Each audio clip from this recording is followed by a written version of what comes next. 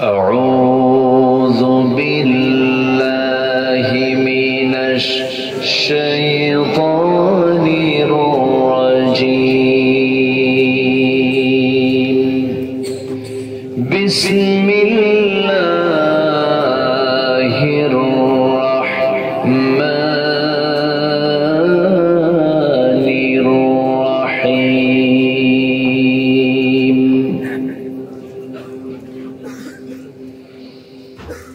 إن الذين يتلون كتاب الله وأقاموا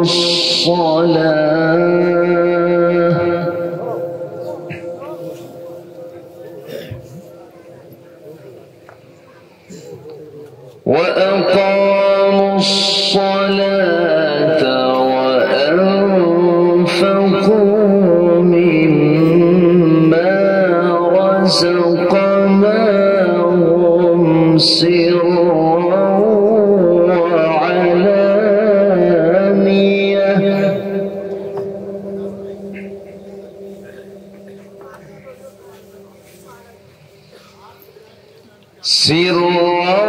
وعلانية يرجون تجارة لن تبور.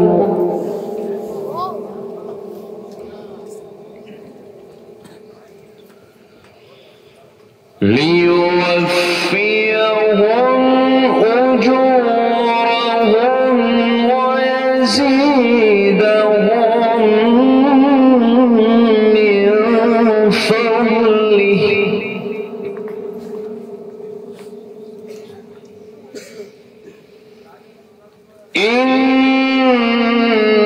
إنه غفور شكور.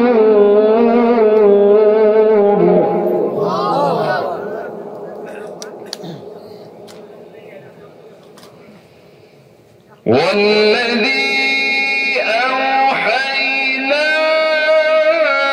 إليك من الكتاب هو الحق مصدقا لما بين يديه.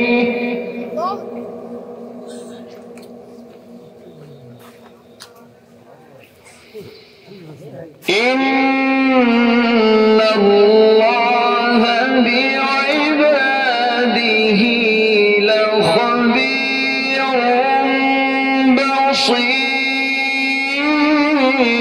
بصير.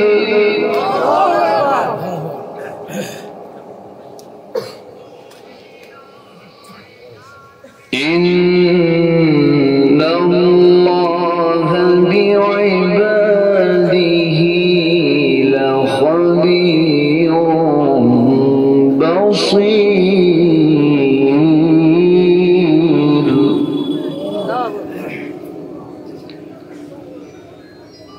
الله أكبر.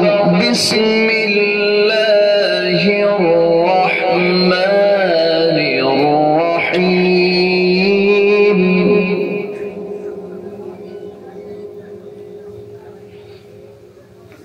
إن الله وملائكته يصلون على النبي.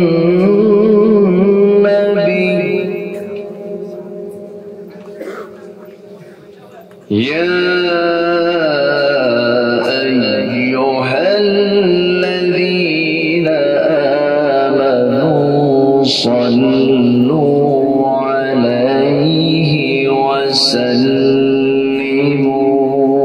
تسليما.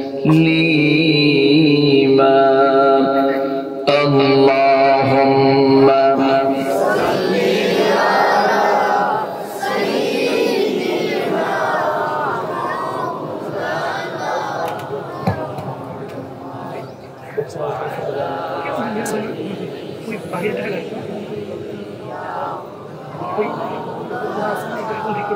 محمد.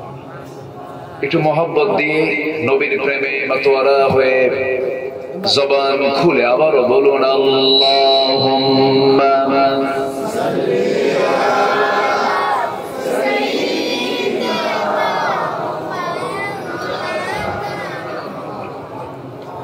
ওয়া আলা আলি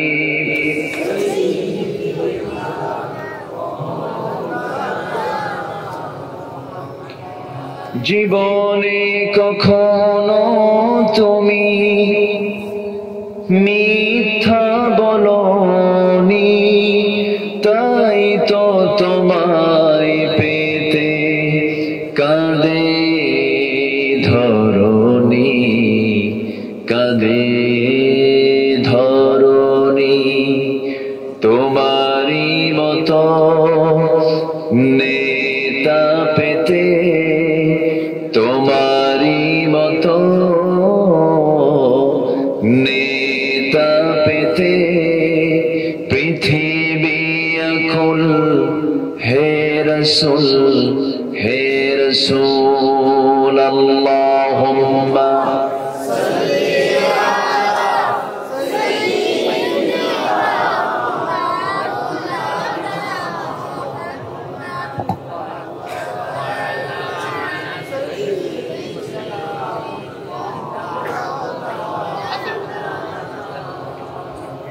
সবাই বলুন বালাগাল উলা বিকামালিহি কাশাফাত তুজা বিজামালিহি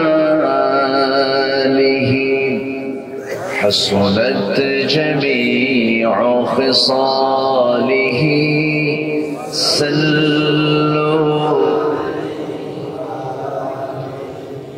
সূরাত ইউসুফ বিদা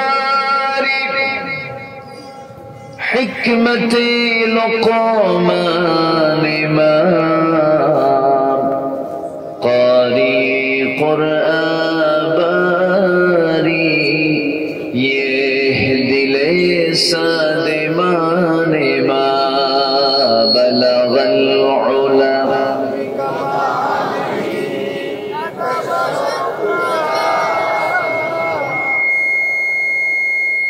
حسنت جميع خصاله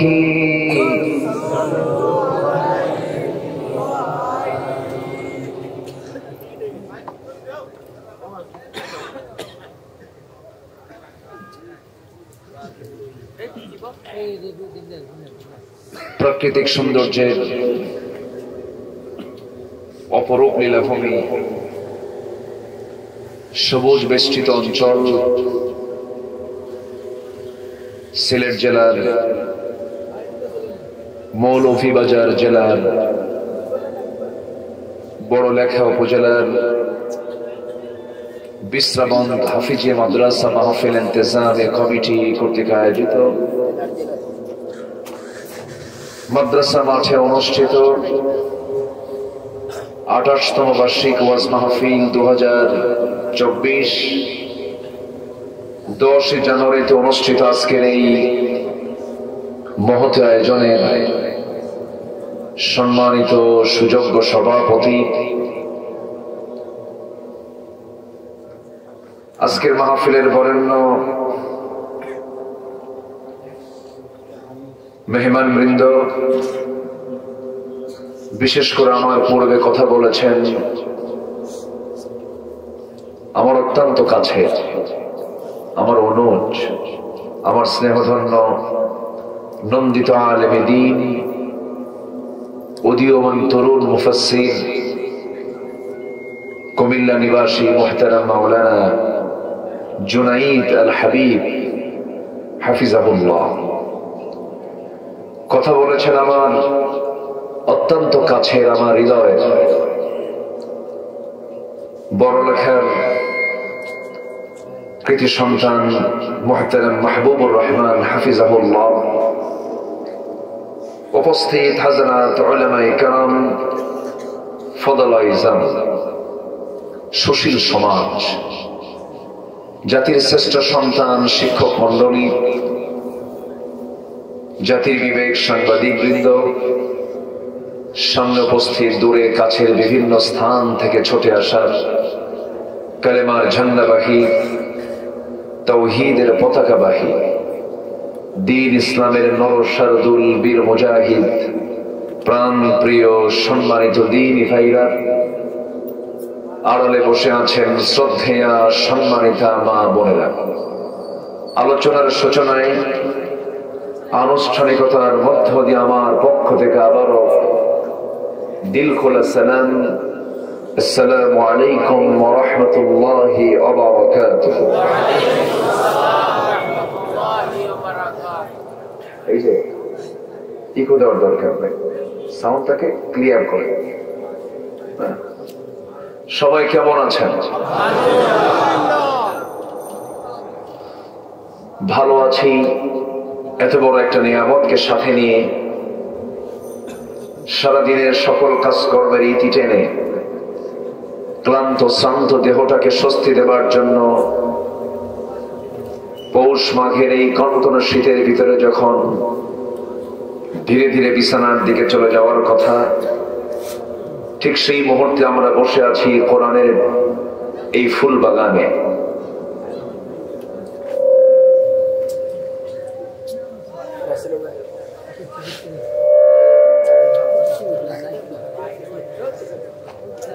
যিনি আমাকে আপনাকে এমন সুন্দর একটা আয়োজনে আসার বসার তৌফিক দিলেন, কালিমাতুশ শুকর আদায় করি, মুহাব্বাতান বলে উঠছি আলহামদুলিল্লাহ। আবারও বলছি আলহামদুলিল্লাহ। চিৎকার মেরে বলছি আল্লাহুম্মা ইন্নী আসআলুকা আল হুদা ওয়াত তুকা ওয়াল আফাফা ওয়াল গিনা। সবাই বলি আল্লাহুম্মা লাকা আসলামতু ওয়া বিকা আমানতু ওয়া আলাইকা তাওয়াক্কালতু ওয়া ইলাইকা আনাবতু ওয়া বিকা খাসামতু। আমরা আল্লাহ তাআলার শুকর আদায় করে নিলাম। সম্মানিত হাজিরিন, আমার পূর্বের মেহমান যারা এখানে কথা বলেছেন, অত্যন্ত চমকপ্রদ সুরের মূর্ছনায় মেহমান বৃন্দ দলিল নির্ভর গুরুত্বপূর্ণ আলোচনা উপস্থাপন করেছেন। আমি শেষ ক্লাসে এসে কিছু কথা বলতে চাচ্ছি। আমাকে সময় দেওয়া যাবে তো? সবাই কি সময় দিতে রাজি আছেন? জোরে বলি ইনশাআল্লাহ। আমি সেখান থেকে কথা বলতে চাই যেখান থেকে আমি তেলাওয়াত দিয়ে শুরু করেছি। তেলাওয়াতকৃত আয়াতটি হলো সূরাতুল ফাতির থেকে। আমি 29, 30 এবং 31 এই আয়াতত্রয় আমি তেলাওয়াত করেছি। তেলাওয়াতকৃত আয়াতগুলোকে সামনে রেখে কিছু কথা বলতে চাচ্ছি। ওয়ামা তাওফীকি ইল্লা বিল্লাহ আলাইহি তাওয়াক্কালতু ওয়া ইলাইহি উনীব। সেই মহান রবের প্রতি পূর্ণ ভরসা রেখে আসুন আমরা মূল আলোচনার দিকে চলে যাই। সম্মানিত হাজিরিন, আমার দেশে প্রতিদিন শত শত মাহফিল অনুষ্ঠিত হচ্ছে গোটা দেশ জুড়ে। এই যে হাজার হাজার মাহফিল আলোচকরা আলোচনা করেন, সকল আলোচনার যে মূল যে সোর্স, যে কিতাবের আলোচনা মূলত মাহফিল গুলোতে হয়, সেই কিতাবের নামটা সবাই বলুন। কি তার নাম? জোরে বলুন, কি তার নাম? আল কোরআন আল কারীম, আল কোরআন আল মজিদ, আল কোরআন মজিদ। আল্লাহ রাব্বুল আলামিন এই কোরআনটাকে আমার আপনার জন্য সবচেয়ে বেশি অনুগ্রহ করে দিয়েছেন। সবই ছিল, সবই আছে, কিন্তু কোরআন নাই। আমরা কি পথ পেতাম? আসতে বলবেন না, পথ পেতাম? জান্নাত বুঝতাম? জাহান্নাম বুঝতাম? আমার আল্লাহকে চিনতাম? রাসূলকে চিনতাম? সঠিক ব্যাঠিক বুঝতাম? বুঝতাম। তাহলে এই পৃথিবীতে আল্লাহ তাআলা বান্দার প্রতি যত করুণা করেছেন, বান্দাকে যা উপহার দিয়েছেন, শ্রেষ্ঠ উপহার হলো কোরআন। জোরে বলি সুবহানাল্লাহ। একটা সূরা আছে, সূরার নাম হলো সূরাতুর রহমান।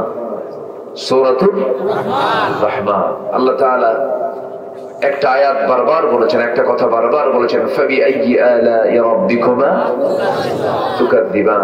তুমি তোমার রবের কোন কোন অবদানকে, নিয়ামতকে তুমি অস্বীকার করবে। এই সূরাটা শুরু করেছেন আল্লাহ তাআলা, দেখেন তার গুণবাচক নাম দিয়ে। আল্লাহ রাব্বুল আলামিন বলেন, আর-রহমান আল্লামাল কুরআন খালাকাল ইনসানা আল্লামাহুল বায়ান আশ-শামসু ওয়াল কমারু বিহুসবান والنجم والشجر يسجدان। জোরে বলুন আল্লাহু আকবার। আমার বন্ধুগণ, তিনি রহমান, তিনি দয়ালু, তিনি মহান দয়ালু, যিনি বান্দাকে দয়া করে করুণা করে কোরআন শিক্ষা দিয়েছেন। এই কোরআন যদি নাজিল না হতো, আমার সবচেয়ে আপনজন আমার আল্লাহকে আমি চিনতে পারতাম না, আমার আপনজন রাসূলকে আমি চিনতে পারতাম না, জান্নাতের রাস্তা কোনটা বুঝতে পারতাম না, জাহান্নাম কোনটা কিছুই আমি জানতাম না। আমার বন্ধুগণ, আল্লাহ রাব্বুল আলামিন বান্দার প্রতি সবচেয়ে বড় দয়া করে কোরআনটা তিনি বান্দাকে দিয়েছেন, কোরআন শিক্ষা তিনি দিয়েছেন। সেই কোরআন আজকে আমাদের সবার চোখের সামনে স্পষ্ট করে থাকার পরেও কোরআনের শিক্ষা আজকে সমাজে সব জায়গায় কি আছে নাকি? সব জায়গায় আছে? নাই। অথচ সব শেখার আগে কোরআন শেখাটা বাধ্যতামূলক ছিল। বান্দা যদি ডাক্তার না হয়, আল্লাহর কাছে তাকে জবাবদিহি করা লাগতো না। সবার তো ডাক্তার হওয়া জরুরি নয়, সবার তো ইঞ্জিনিয়ার হওয়া জরুরি নয়। অনেকের মধ্যে একজন ডাক্তার হয়ে গেছে, হকটা আদায় হলো, সবাই তো ডাক্তার হওয়ার দরকার নাই, সবার তো ইঞ্জিনিয়ার হওয়ার প্রয়োজন নাই। এইরকম করে যতগুলো শিক্ষাই দুনিয়াতে রয়েছে, সব শিক্ষা সবার জন্য জরুরি নয়, কিন্তু একটা শিক্ষা সবার জন্য জরুরি, সবার জন্য ফরজ, সেটা হলো কোরআনের শিক্ষা। যার ছাড়া নামাজ হবে না, যার ছাড়া আল্লাহকে চেনা যাবে না, যার ছাড়া বান্দা দুনিয়াতে চলবে, হারামটাকে বাদ দিয়ে হালালটাকে গ্রহণ করবে কেমনে, হালাল হারামের জ্ঞানগুলো সে বুঝবে না, জানবে না। যেই শিক্ষা সবার জন্য ফরজ ছিল, যে শিক্ষা সবার জন্য বাধ্যতামূলক ছিল, সেই শিক্ষা সবার জন্য আজকে বাধ্যতামূলক নয়। তার বড় প্রমাণ হলো একজন ছাত্র শিক্ষার্থী মাস্টার্স পাস করে, MA পাস করে, PhD করে, MPhil করে ফেলে, বড় বড় পদে চাকরি করে, ফার্স্ট ক্লাস গেজেট কর্মকর্তা এমন আছে, ওযুর ফরজ কয়টা তাও জানে না। আছে না? আমার কথা কি সবাই বুঝতেছেন? আমি তো আপনার ভাষায় কথা বলতে পারি না, কিন্তু বুঝি। আপনি গালি দিলে আমি টের পাই, বুঝি। আমার বন্ধুগণ, বুকটা ফেটে যায় যদি আমি এখন প্রশ্ন করি, গোটা পৃথিবীর দ্বিতীয় বৃহত্তম মুসলিম জনপদ কোনটি? সবাই একসঙ্গে বলে ফেলবেন বাংলাদেশ। ঘটনা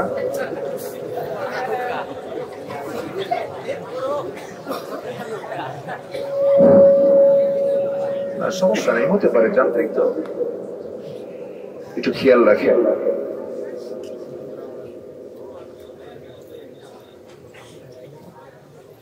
কোন প্রবলেম?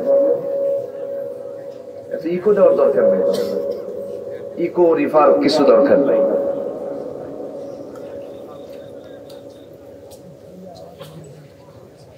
সম্মানিত হাজির, একটু জিকির করি লা ইলাহা ইল্লাল্লাহ, লা ইলাহা ইল্লাল্লাহ, লা ইলাহা ইল্লাল্লাহ, লা ইলাহা ইল্লাল্লাহ, লা ইলাহা ইল্লাল্লাহ, লা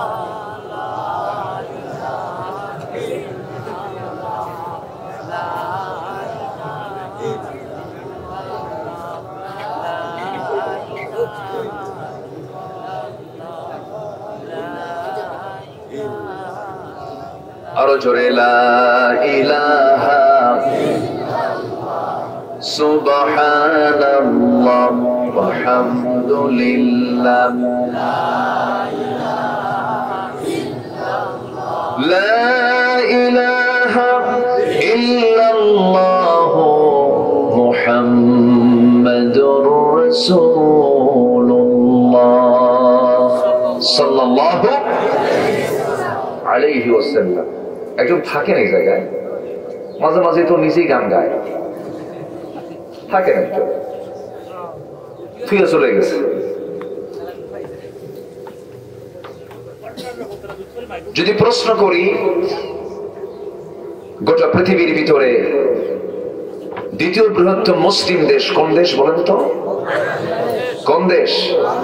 আমার বাংলাদেশ। যদি প্রশ্ন করি এই পৃথিবীতে 200 কোটি মুসলমানের ভিতরে 18 কোটি মুসলমানের দেশ কোন দেশ? বাংলাদেশ। যে দেশে 4.5 লক্ষ মসজিদ, লক্ষ লক্ষ আলেম উলামা,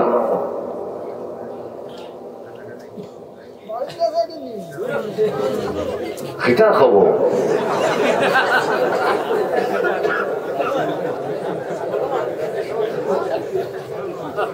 কমন সেন্স আছে তো? আচ্ছা, আমার দিকে তাকা। সবার তো সেন্স একরকম হয় না। সবাই যদি এক বুঝতো তাহলে কি আর সমাজে কোনো খারাপ মানুষ থাকতো? সবাই যদি ভালো থাকতো তাহলে কি পুলিশ লাগতো? এক একজনের সেন্স এক এক রকম। সম্মানিত ভাইরা, তাহলে 200 কোটি মুসলমানের দুনিয়ায় 20 কোটি মুসলমানের, 18 কোটি 20 কোটি মুসলমানের দেশ হলো বাংলাদেশ। সেই দেশের নামাজি বেশি হওয়ার কথা না কম হওয়ার কথা? কিন্তু ফলে কি? নামাজি বেশি না কম? আচ্ছা, আমার দেশে এই মুহূর্তে মসজিদ বেশি না মুসল্লি বেশি বলেন তো? মসজিদ বেশি। ঘন ঘন মসজিদ, একই গ্রামের 2 কোনায় 2 মসজিদ, গোতাগতি লেগে মাঝখানে আর একটা মসজিদ আছে না? তোর দাদার মসজিদে যাব না, যা আমার দাদার জায়গায় মসজিদ বানাবো, ঠিক আছে না? আমার বন্ধুগণ, মসজিদ বানানো যতটুকু না বড় কৃতিত্ব, তার চেয়ে বড় কৃতিত্ব হলো মসজিদটা আবাদ হলো কিনা। মসজিদের তো কোনো আবাদ নাই। এমন মসজিদ আছে আমার দেশে, ফজরের সময় মুসল্লি মাত্র 3 জন, নাম্বার 1 ইমাম, সেকেন্ড হলো মুয়াজ্জিন, 3 নাম্বার খাদেম। মুসল্লি নাই। আমার দেশে 18 কোটি মুসলমান, মাত্র 5% লোক নামাজ পড়ে, নামাজি নাই, নামাজের সংখ্যা খুবই কম। তাহলে মুসলমান বেশি, নামাজি কম, লক্ষণ কি ভালো নাকি? লক্ষণ তো ভালো নয়। যদি বলি এই দেশে যত মুসলমান বসবাস করে অধিকাংশের মুখে দাড়ি আছে না দাড়ি নাই? দাড়ি আছে? দাড়িওয়ালা না দাড়ি ছাড়া? দাড়ি ছাড়া। তাহলে মুসলমান আমার দেশের অধিকাংশ হলো বেনামাজি। নাম্বার 2 হলো দাড়িওয়ালা নাই, দাড়ি ছাড়া মুসলমান বেশি। যদি বলি আমার দেশে যে সমস্ত মুসলমান বসবাস করে কোরআনটাকে সহি করে পড়তে পারে বেশি না কম? কম। তাহলে নামাজি কম, কোরআনটাকে সহি করে পড়তে পারে কম। দাড়ি কাটার মধ্যে প্রশ্ন করবো, এই দেশের মুসলমান অধিকাংশ বিড়ি ছাড়া না বিড়ি খাওয়া? শীতের মধ্যে কমে না বাড়ে? এত খাওয়া খায়, ইটের ভাটার ধোয়া ফেল, এত খায়। রাত 3টার দিকে ঘুম ধরে না, দিনটা নেই। সকালবেলা বাথরুম হয় না, বাথরুমের মধ্যে যেও খায়। তাহলে মুসলমান বেনামাজি, মুসলমান দাড়ি রাখে না, মুসলমান কোরআন পড়তে পারে না, মুসলমান নেশা করে, মুসলমান বিড়ি খায়। বলুন তো একজন নবীর নাম বলতে পারবেন কিনা? বলুন তো কোন নবী বিড়ি খাইছে? বলেন, আছে?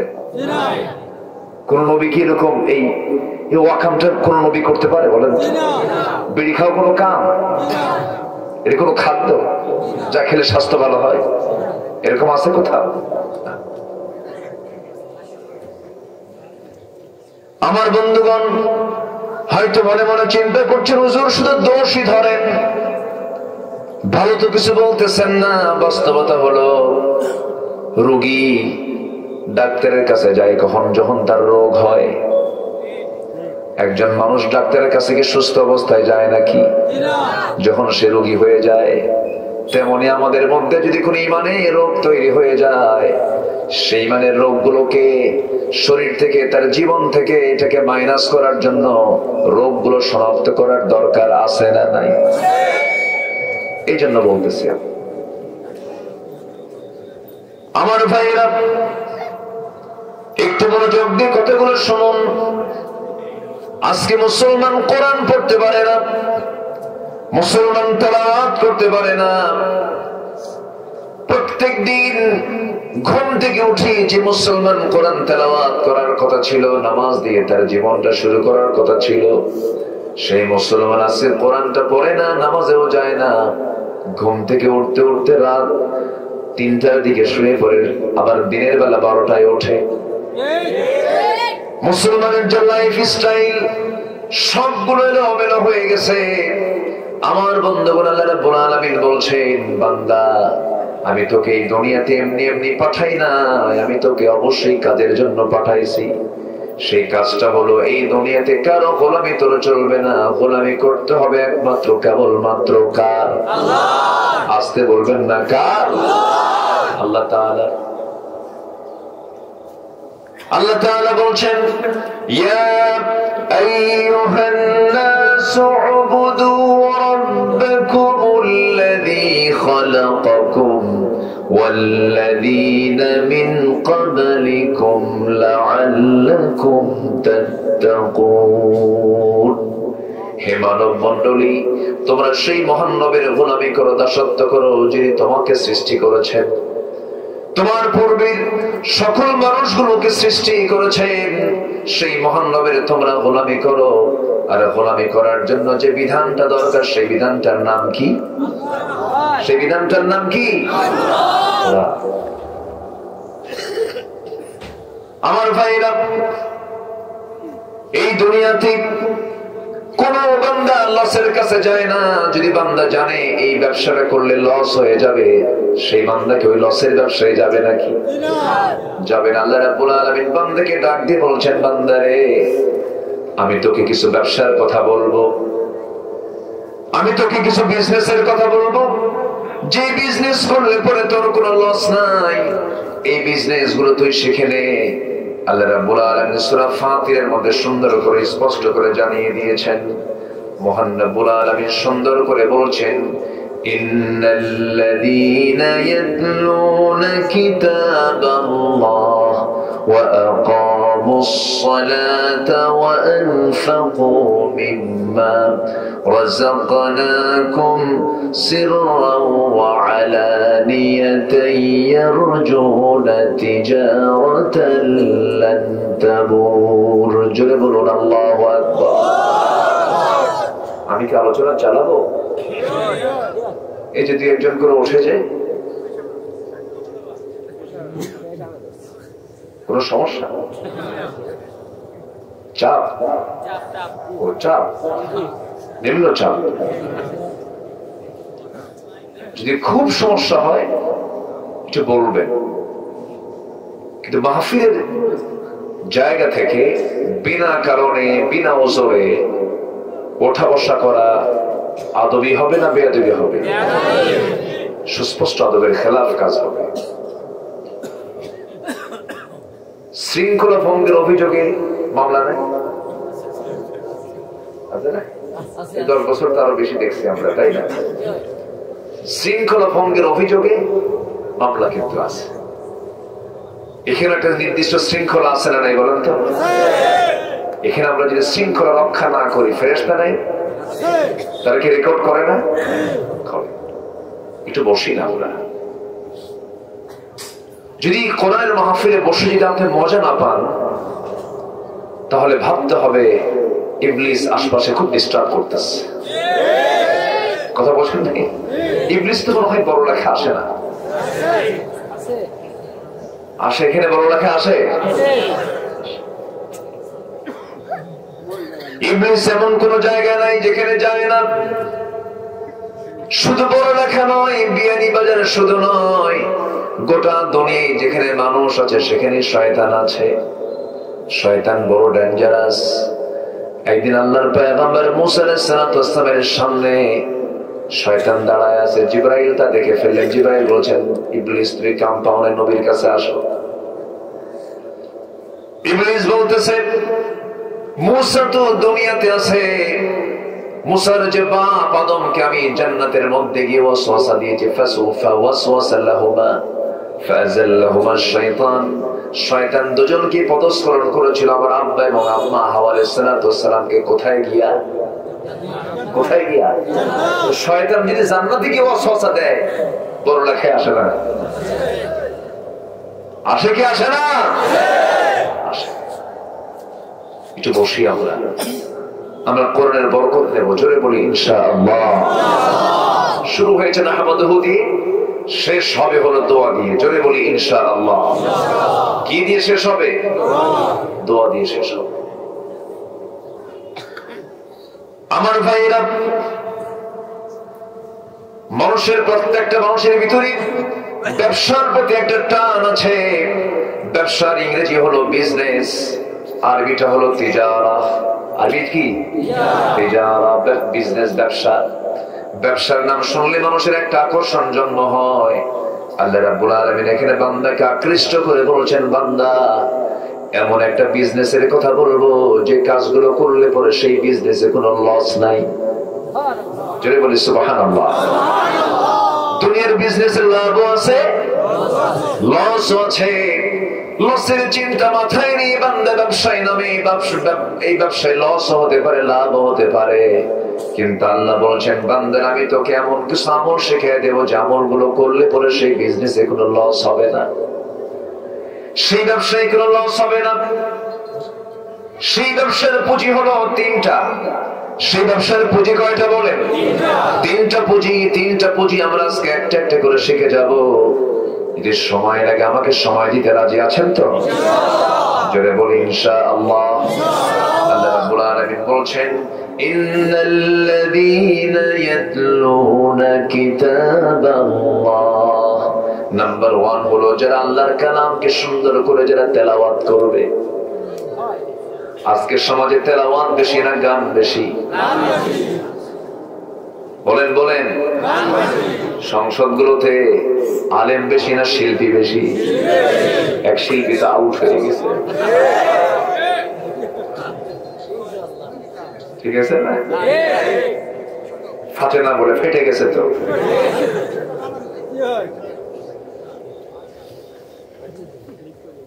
আমার বন্ধুগণ,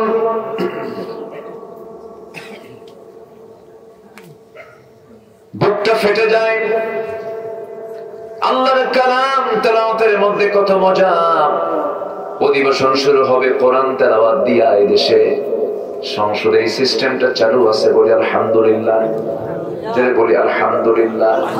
অধিবেশন শুরু হয় কি তেলাওয়াত দিয়া? কোরআন তেলাওয়াত দিয়ে অধিবেশন শুরু হয়। পার্লামেন্টে ভালো, এটা তো ভালো, কিন্তু পার্লামেন্ট অধিবেশন শুরু হয় কোরআন তেলাওয়াত দিয়ে, কিন্তু আইন পাস হয় সুদের, আইন পাস হয় মদের। ঠিক আছে না? বিসমিল্লাহ করে মদ খায়, বিসমিল্লাহ মদ।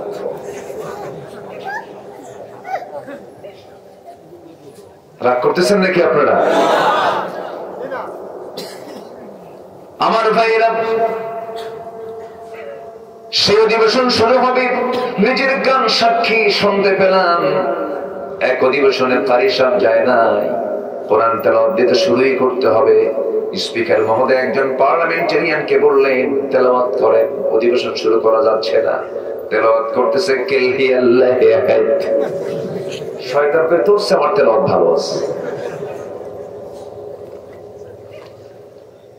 এই হলো নেতার তেলাওয়াত।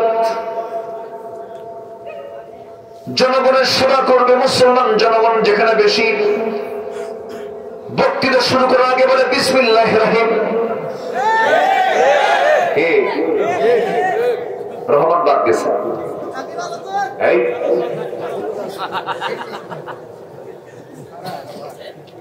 আমার বন্ধুগণ, বিসমিল্লাহ বলতে পারে না, সালাম দিতে পারে না, আল্লাহর কালাম তেলাওয়াত করতে পারে না। আল্লাহ বলছেন, শোনো, ব্যবসায়ী যদি লাভবান হতে চাও, এক নম্বরে তোমার পুঁজি হলো আল্লাহর কালামকে সুন্দর করে তেলাওয়াত করো।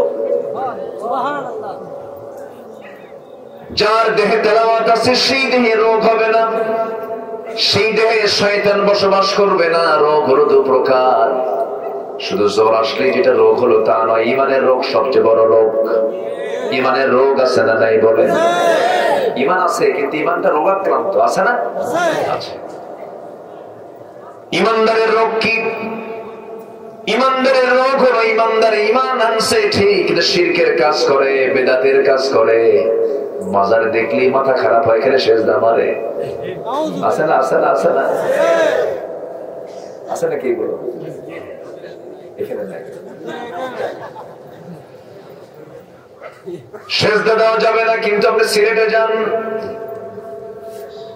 কোথায় ইয়েমেন দেশ থেকে আসলেন শাহজালাল ইয়ামিনী রাহমাতুল্লাহ আলাইহি, নিঃসন্দেহে বড় একজন আল্লাহওয়ালা ছিলেন। আমার ভাইরা, আমার বন্ধুগণ, শাহজালাল ইয়ামিনী রাহমাতুল্লাহ আলাইহি এই গোটা সিলেট জনপদকে শিরক মুক্ত করার জন্য, বিদআত মুক্ত করার জন্য রাজা গৌর গোবিন্দের বিরুদ্ধে মোকাবেলা করে গোটা অঞ্চলকে শিরক মুক্ত করে এই অঞ্চলকে তিনি দিনকে বিজয়ী করার জন্য কালিমার পতাকা তিনি উড্ডীন করেছিলেন, দিনের বিজয় এনেছিলেন। তার মিশন, তার ভিশনটা কি ছিল? ইয়েমেন থেকে এসে তিনি এখানে দিন প্রচারের কাজে নিয়োজিত করলেন নিজের জীবনটাকে। দিনকে কায়েম করে, দিনকে কায়েম করলেন, জীবন বাজে রাখলেন, শাহাদত বরণ করলেন, দুনিয়া থেকে বিদায় নিলেন। তিনি শিক্ষা দিয়ে গেলেন কি? আর তারা মাজারে যাবেন, কবরে যাবেন, অবস্থাটা কি? কিছু মাজারের কিছু খাদেম নামের কিছু ডাকাত আছে। খাদেম নামের কি এরা? ডাকাত। এইরকম মোষ দেখে ভয়ও লাগে, মনে শয়তান দেখতেও এরকম। সে মোষ গুলো কি হাইব্রিড জাতের, 2.5 ইঞ্চি মোটা, ভিটামিন সমৃদ্ধ মোষ, মোষ মোটা। সালাদ চট পড়ে আছে। কিসের চট? সালাদ চট। সালাদ চট পড়ে থেকে ভণ্ডামি করছি, গাঁজা খায়। আবার বলে গাঁজা নাকি বেহেশতের গাছ। নাউযুবিল্লাহ। গাঁজা নাকি বেহেশতের গাছ। এই বদমাইশি গুলো করে, ওই মাজারে গিয়ে সেজদা দেয়। আবার কিছু মূর্খ লোক আছে, হেল্পার ট্রাক চালাচ্ছে, ড্রাইভারকে বলে বস থামেন, সামনে মাজার শরীফ, একটু ব্রেক দেন। ব্রেক দিয়া কসকস 100 টাকার নোটটা বের করে মাজারে দিয়ে গেল, দিয়ে আসলো। যারে দিল মাজারে দিল সেই লোকটা মরা না তাজা? টাকা দরকার মরা মানুষের না তাজা মানুষের? মরা লোককে টাকা দিয়ে আসলো, সে আপনার কোন উপকার করতে পারবে না। আপনার যত উপকার যত কল্যাণ করতে পারবেন তিনি আমার কে বলেন? আসতে বলবেন না, তিনি আমার কে? এই সমস্ত কাজগুলো যারা করে এরা হচ্ছে, এগুলো হচ্ছে ইমানের রোগ। ইমান রোগ আক্রান্ত হয়ে পড়ে। কিছু রোগ আছে যে রোগ ইমানে ধরলে পরিমাণটাই বাজেয়াপ্ত। যদি কোনো বান্দা ইমানের দাবি করে কিন্তু শিরকের কাজ করে, তার ইমানটা বাজেয়াপ্ত হয়ে যাবে, জান্নাত তার জন্য বাজেয়াপ্ত হয়ে যাবে। ওমাই ইউশরিক বিল্লাহ ফাকাদ হারামাল্লাহু আলাইহিল জান্নাহ, যে ব্যক্তি শিরিক করবে তার জন্য জান্নাতটা হারাম হয়ে যাবে। আমার বন্ধুগণ, এই জন্য ইমানদারের 1 নাম্বার কাজ হলো কোরআনটাকে সুন্দর করে তেলাওয়াত করা। ইমাম ইবনুল কাইয়িম রাহমাতুল্লাহ আলাইহি তিনি বলেছেন, কোরআনের কোন হক যদি আদায় করতে চাও কয়েকটা কাজ তোমাকে করতে হবে। নাম্বার 1 হলো কিরাআত, সুন্দর করে পড়তে হবে, সুন্দর সুরে পড়তে হবে। কোরআনের সুর আছে না নাই বলেন? আসতে বলবেন না, আছে না নাই? মন থেকে আপনি একটু জিজ্ঞাসা করবেন, গান শুনতে শুনতে বিরক্ত লেগে যায়, গান বারবার শুনতে মন চায় না, কিন্তু আল্লাহর কালাম সূরা ফাতিহা দিয়ে সারা জীবন নামাজ পড়েছেন, কোনদিন কি বিরক্ত লাগে নাকি? বিরক্ত লাগে না। যারা মক্কায় মদিনায় যারা গেছেন, উমরা যারা করেছেন, হজ যারা করেছেন, সেখানে আরো বেশি মজা পাবেন। নামাজের মধ্যে যে তেলাওয়াত, ইমাম যখন তেলাওয়াত করেন মনে হয় বারবার শুনি। আল্লাহ তাআলা এই তেলাওয়াতের মধ্যে এমন একটা স্বাদ ইমানদারের মধ্যে ঢুকিয়ে দিয়েছে, এই অমৃত স্বাদ একমাত্র ইমানদাররাই পেতে পারে। কোরআনটাকে হক আদায় করার জন্য 1 নাম্বার হলো কিরাআত, নাম্বার 2 হলো তেলাওয়াত, নাম্বার 3 হলো দিরাসাত, অনুশীলন করা, নাম্বার 4 হলো তাদাব্বুর, গবেষণা করা, এবং নাম্বার 5 হলো কোরআনটা যা জানলাম যা বুঝলাম সে অনুযায়ী ব্যক্তি জীবন থেকে শুরু করে নিয়ে রাষ্ট্রীয় জীবন পর্যন্ত কোরআনটাকে বাস্তবায়ন করার চেষ্টা করা। প্রথম স্তর হলো কোরআনটাকে সুন্দর করে পড়া, সুন্দর করে তেলাওয়াত করা। যে তেলাওয়াত না করলে পরে নামাজি হবে না, যে কোরআন সহি না করলে নামাজি হবে না। তাহলে কোরআনটা সুন্দর করে তেলাওয়াত করা সবার জন্য সুন্নত, নফল না ফরজ? সুন্নত, নফল না ফরজ? ফরজ। দুঃখজনক হলেও সত্য, এই দেশের অধিকাংশ নামাজির তেলাওয়াতে সহি নাই। যে মুসল্লি নামাজ পড়াতে পারে না তার নামাজি হয় না। যে মুসল্লি নামাজ পড়াতে পারে না তার নামাজি হয় না। হয়তো অনেকে হয়তো মন খারাপ করতে পারে, হুজুর এটা আবার কেমন কথা বলবে? যে নামাজ পড়াতে পারে না তার নিজের নামাজও তার সে বাস্তবায়ন করতে পারে না। যে মুসল্লি নামাজ পড়াতে পারবে তার নামাজটা আদায় হয়ে যাবে। মালয়েশিয়াতে যান আপনি, মালয়েশিয়ার এমন কোন মুসলমান নাই ক্লাস 8 লেভেল থেকে শুরু করে নিয়ে বুড়া মানুষ পর্যন্ত সবাই নামাজ পড়ানোর মতো যোগ্যতা রাখে। কেন, কি জন্য? এর মূল কারণ হলো তাদের শিক্ষা সিলেবাস এমন ভাবে সাজানো, ক্লাস 8 লেভেলে যখন ওঠে তার 2-3 পারা কোরআন সিলেবাসের মধ্যে তার মুখস্থ হয়ে যায়। আমার দেশে তো সেই সিলেবাস নাই। ইসলাম শিক্ষার মধ্যে আমার মা দুর্গার ছবি ঢুকাই দিয়েছে, জানেন? পরে কইলো যে না, এটা ভুল হয়ে গেছে। কোথায় যাবেন আপনি? আমি অন্য ধর্মকে কটাক্ষ করে কথা বলছি না, আবার মন খারাপ করবেন না। আমাদের তো প্রত্যেকটা কথায় রেকর্ড হয়। হিন্দু আমার দেশে 10% বসবাস করে, তাদের মন্দির আছে, তাদের দেবতা আছে, তারা মূর্তি পূজা করে, তাদের ধর্ম, তাদের মন্দির, তাদের দেব, তাদের দেব দেবী এগুলো নিয়ে আমাদের নেগেটিভ পজিটিভ কোন মন্তব্য করার কোন দরকার নাই। মা দুর্গা গজে চড়ুক আর ঘোড়ায় চড়ুক, এটা আমাদের দেখার কোন দরকার নাই। বরঞ্চ তারা যদি সংখ্যালঘু হয়, তাদের মন্দির পাহারা দেবার দায়িত্ব আমাদের। ইসলাম এটাই বলে দেয়, আমরা পাহারা দেইও। আমার দেশের হিন্দু ভাইরা জামাই আদরে থাকে। কি আদরে থাকে বলেন? জামাই আদরে। তাদের মন্দির আমরা পাহারা দেই, কিন্তু হিন্দু ভাইরা তা করতে পারেননি। বাবরি মসজিদ তারা ভেঙে চুরমার করে দিয়েছে, মুসলমানদেরকে পুরো মেরেছে তারা। ভারতবর্ষে পর্যন্ত 13,500 বার সাম্প্রদায়িক দাঙ্গা হয়েছে। মুসলমান পরম সহিষ্ণু ধর্মের নাম, অন্য ধর্মের প্রতি ইসলাম কখনো কটাক্ষ করতে বলে না। সম্মানিত ভাইরা, আজকে মুসলমান কোরআন পড়তে পারে না, কোরআনটাকে সহি করে জানে না। এটার জন্য দোষ এক নম্বর ব্যক্তির, এটা ঠিক আছে, ব্যক্তির দোষ ঠিক আছে, কিন্তু এটার জন্য শিক্ষার দায়িত্ব যারা পালন করছেন তাদের দোষ আছে না? আছে। সম্মানিত ভাইরা, কোরআন এমন একটি কিতাবের নাম, প্রত্যেকটা মুসলমানকে কোরআন জানতে হবে, মানতে হবে, শিখতে হবে। এটা ফরজ কাজ। এটা কি কাজ বলেন? ফরজ। ডাক্তার সবার হওয়ার দরকার নেই, সবার ইঞ্জিনিয়ার হওয়ার দরকার নাই, সবার প্রফেসর হওয়ার দরকার নাই, কিন্তু সবার কোরআন শেখার দরকার আছে না নাই? আছে। দেশ স্বাধীন হলো 52 বছর, 53 বছরে চলে। শিক্ষার হার কমেছে না বেড়েছে?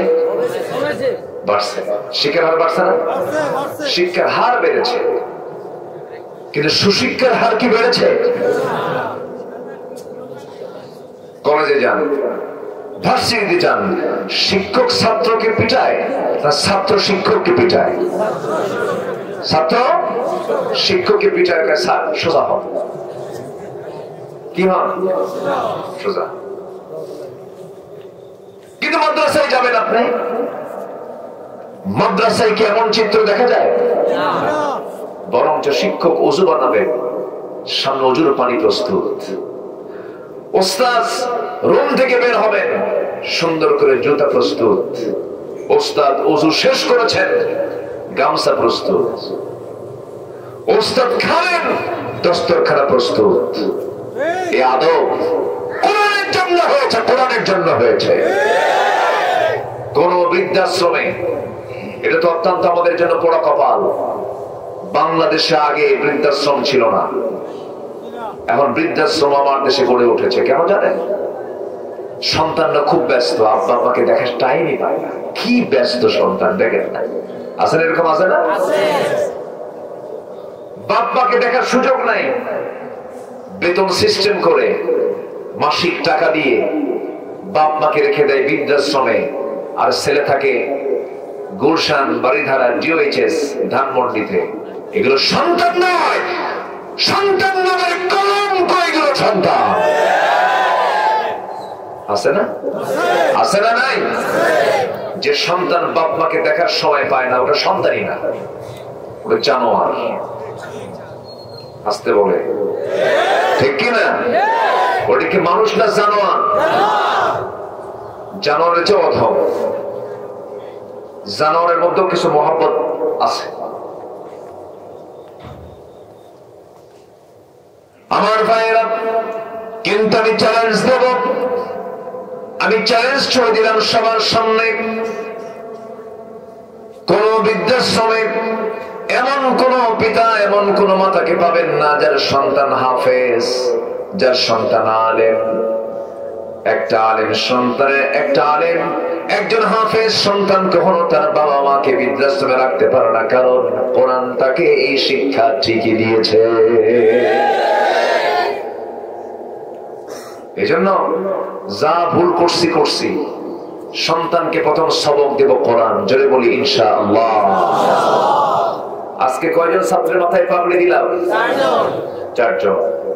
আমি তো মনে করি এই 4 জনের চাইতে ভাগ্যবান শিক্ষার্থী পৃথিবীতে আর নাই। তাদের সিনায় আছে কয় পারা কোরআন? বলেন কয় পারা কোরআন? সবাই কি নসিব পায়? বুদ্ধি থাকলে কি কোরআন মুখস্থ করা যাবে? রহমত লাগবে কার? আমার নবীজি যখন ওহী নাযিল হয় তখন বারবার শুধু তেলাওয়াত করেন, মনে রাখার জন্য চেষ্টা করেন। আল্লাহ বলছেন লা তুহাররিক বিহি লিসানাকা লিতা'জালা বিহি, আপনি এত তাড়াহুড়ো করেন কেন মুখস্থ করার জন্য? আমি আল্লাহ নিজে আমি আপনার সিনার মধ্যে তা জমা করে দেব।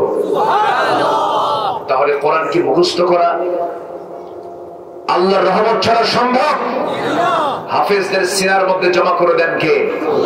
আসতে বলবেন না, কে জমা করে দেন?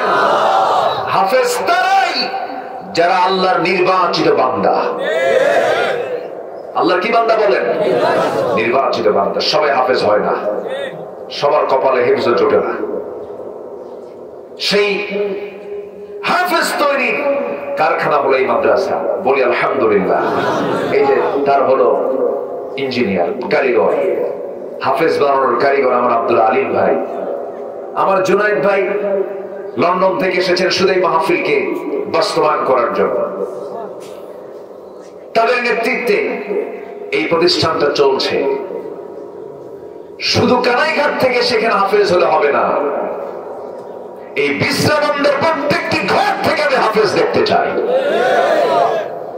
কষ্ট পাচ্ছেন নাকি আপনারা? হাফেজ থাকতে হবে ঘরে ঘরে, রহমত হবে ঘরে ঘরে। আলহামদুলিল্লাহ বলে, জোরে বলি আলহামদুলিল্লাহ। বলে কি জানেন, হাফেজ হয়ে কি হবে? মাদ্রাসায় পড়ে কি ভাগ পাবে? এই কথা যে বলবে তার কি ইমান আছে না গেছে? তার কি ইমান আছে না গেছে? তার ইমান চলে গেছে, তার ইমান থাকবে না। কি খাবে, কি পড়বে, এই দায়িত্ব কি আপনার না আল্লাহ? আসলে এই দায়িত্ব কি আপনার আমার না আল্লাহ? আমরা যখন পৃথিবীতে আসি নাই তখন আমাকে খাওয়াইছেন কে? আমি যখন মার পেটে ছিলাম কয় মাস? আসতে বললেন না, কয় মাস? কি খাওয়াইছে? বলেন, পৃথিবীর কোন খাদ্য মন্ত্রী জেগে গেছে? কেউ তো আমাকে খাওয়াই নাই। আমার আল্লাহ তাআলা এত সুন্দর করে খাওয়ানোর বন্দোবস্ত করে দিয়েছেন। মার তার সাথে আমার তারের জোড়া লাগাইয়া দিয়েছেন। মার মাসিক অসুখকে বন্ধ করে দিয়া আমাকে এমন সুন্দর করে খাওয়ার জন্য প্রস্তুতি নিয়ে নিলেন আল্লাহ রাব্বুল আলামিন। 9টা মাস 10টা মাস পেশাব পায়খানার প্রয়োজন হলো না। মার পেটে ছিলাম 10টা মাস। আল্লাহ রাব্বুল আলামিন তিলে তিলে আমাকে বড় করেছেন। চোখের জায়গায় চোখ দিয়েছেন, কানের জায়গায় কান দিয়েছেন। আল্লাহ তাআলা আমাকে আবর্ষণ করে দুনিয়া থেকে মরা করে দুনিয়া থেকে পাঠিয়ে দিতে পারতেন। আল্লাহ তাআলা কত করুণা করে মাথা থেকে পা পর্যন্ত এমন সুন্দর করে বানিয়ে দিয়ে বান্দাকে বলছেন, বান্দা আমি তোর এমন রব, ওই মার পেটের ভিতরে তোর জন্য যা কিছু প্রয়োজন ছিল সবকিছু আয়োজন করে প্রাণ সঞ্চার করে দিয়া দীর্ঘ 10টা মাস আমি তোর পিছনে মেহনত করে পরিশ্রম করে সুস্থ করে এই দুনিয়াতে আমি তোকে শিশু আকারে পাঠায়া দিয়েছি। যেরকম সুবহানাল্লাহ। কে চালাইছেন? আচ্ছা, মার পেটে খাওয়া সহজ না দুনিয়াতে এসে খাওয়া সহজ? সহজ কোনটা? মার পেটে খাওয়া সহজ। মার পেটে খাওয়া কি সহজ? সহজ আল্লাহ করে দিয়েছেন। দেখি, মার পেটে যিনি ব্যবস্থা করতে পারেন খাবারের, তিনি কি দুনিয়ার জীবনে খাবারের ব্যবস্থা করতে পারেন না? পারেন না? বলেন, আমাকে খাওয়ান কে? একটু জোরে বলতে, আমাকে খাওয়ান কে? আমাকে চালান কে? হয়তো অনেকে বলবেন, আল্লাহ আমাকে কেমনে খাওয়ায় আমি যদি না খাই? আপনি খান না মানে? আপনাদের খান সর্বক্ষণ। আপনার নাকের ডগায় একটা খাবার আছে, তার নাম হলো অক্সিজেন। নাকের ডগায় খাবারটা কে দিয়েছেন? বলেন তো, কোন খাবার আগে দরকার, নাকেরটা না মুখেরটা? কোন খাবার আগে দরকার? নাকেরটা না নাকেরটা? যেটা এসেনশিয়াল একদম নাকের ডগায় খাওয়া দিচ্ছেন, সুবহানাল্লাহ বলেন। যে বলে আল্লাহ আমারে খাওয়াই কেমনে, তার নাকটা চিপে ধরবে। দেখ আল্লাহ খাওয়ায় কি খাওয়ায়, যেরকম সুবহানাল্লাহ, কি সুন্দর করে তিনি খাওয়ান। তিনি শুধু আমাকে আপনাকে খাওয়ান না, সকল প্রাণীকে তিনি খাওয়ান। ছোট্ট ছোট্ট প্রাণী থেকে শুরু করে বৃহৎ প্রাণী পর্যন্ত, ছোট্ট মাছি থেকে শুরু করে নিয়ে হাতি পর্যন্ত সমস্ত প্রাণীর খাবারের দায়িত্ব কার? আসতে বলবেন না কার? আমাদের দেহের হৃৎপিণ্ড আছে একটা, অক্টোপাসের হৃৎপিণ্ড হলো দেহের মধ্যে 3টা। আমরা পানিতে ডুব দিয়ে থাকি কয়েক সেকেন্ড। আল্লাহ রাব্বুল আলামিন জলের যে হাতি জলহস্তি দিয়েছেন, সেই জলহস্তিটা জলের নিচে অবস্থান করতে পারে 30 মিনিট। যেরকম সুবহানাল্লাহ। প্রত্যেকটা প্রাণীর যে ব্যালেন্স, সবকিছু ভারসাম্য আমার আল্লাহ সব দিয়ে দিয়েছেন। আমার ভাইয়েরা, এই পৃথিবীতে সবচেয়ে ঘ্রাণ বেশি হলো কুকুরের। কুকুরের ঘ্রাণ শক্তি হলো মানুষের চাইতে 25,000 গুণ বেশি। সেই কুকুরের চাইতে পিঁপড়ার ঘ্রাণ আরো বেশি। যেরকম সুবহানাল্লাহ। এই সমস্ত শক্তিগুলো সমস্ত প্রাণীর মধ্যে কে দিয়ে দিয়েছেন বলেন? আসতে বলবেন না, কে দিয়ে দিয়েছেন? আমাদের চোখের সংখ্যা কয়টা? চোখের সংখ্যা কয়টা? আমরা 2 চোখ দিয়ে দেখি, কিন্তু আল্লাহ রাব্বুল আলামিন এই যে আমরা প্রজাপতি গুলো দেখতে পাই, প্রজাপতি চেনেন না? প্রজাপতি প্রজাপতি মাঝে মাঝে ঘরের মধ্যে ঢুকলে পরে কিছু কুকথা মানে কিছু কুকথা সমাজে প্রচলিত আছে। সেদিন আমার হঠাৎ করে বউটা বলতেছে, আমার নিজের বউ, প্রজাপতি দেখে বলতেছে, তো ঘরে তো বাচ্চা আসতেছে, মেয়ের সন্তান হবে মনে হবে। আমি বললাম, তোমার কাছে এই নাজিল করলো কেউ? ওই যে প্রজাপতি। এরকম কিছু কুকথা সমাজে, কুসংস্কার আছে না নাই? আচ্ছা, শনিবারে বাস কাটা যাবে না, আছে নাকি এগুলো? মঙ্গলবারে বিয়ে হওয়া যাবে না, সকালবেলা বাকি দেওয়া যাবে না, বিয়ের দিন বৃষ্টি হওয়া যাবে না। যদি বিয়ের দিন যদি বৃষ্টি হয়, সারা জীবন তার চোখে পানি থাকবে, আসবে না। দেখছেন কি হাদিস গুলো দিচ্ছে, আছে না নাই? আচ্ছা, বাচ্চাদের কপালে কোনায়, চোখের কোনায় কি দেয়? কপালের কোনায় কি দেয়? কালো টিপ দেয় না? হয়তো আমার আপনারও দিছে। যদি বলা হয় এই কালো টিপটা কেন দেওয়া হয়, এটা বদনজর থেকে বাঁচার জন্য। যদি আপনি এখন গিয়ে আপনার মাকে বলেন, মা তুমি যে টিপটা দিছো আমার, কিসের জন্য দিছো? বদনজর থেকে বাঁচার। এটা পাইছো কই? তোর নানি কইছে। নানি কাছে গিয়ে বলবেন, নানি পাইছেন কই? আমার মা কইছে। সব এগুলো মার নানির হাদিস, ঠিক কি না? আমার ভাইয়েরা,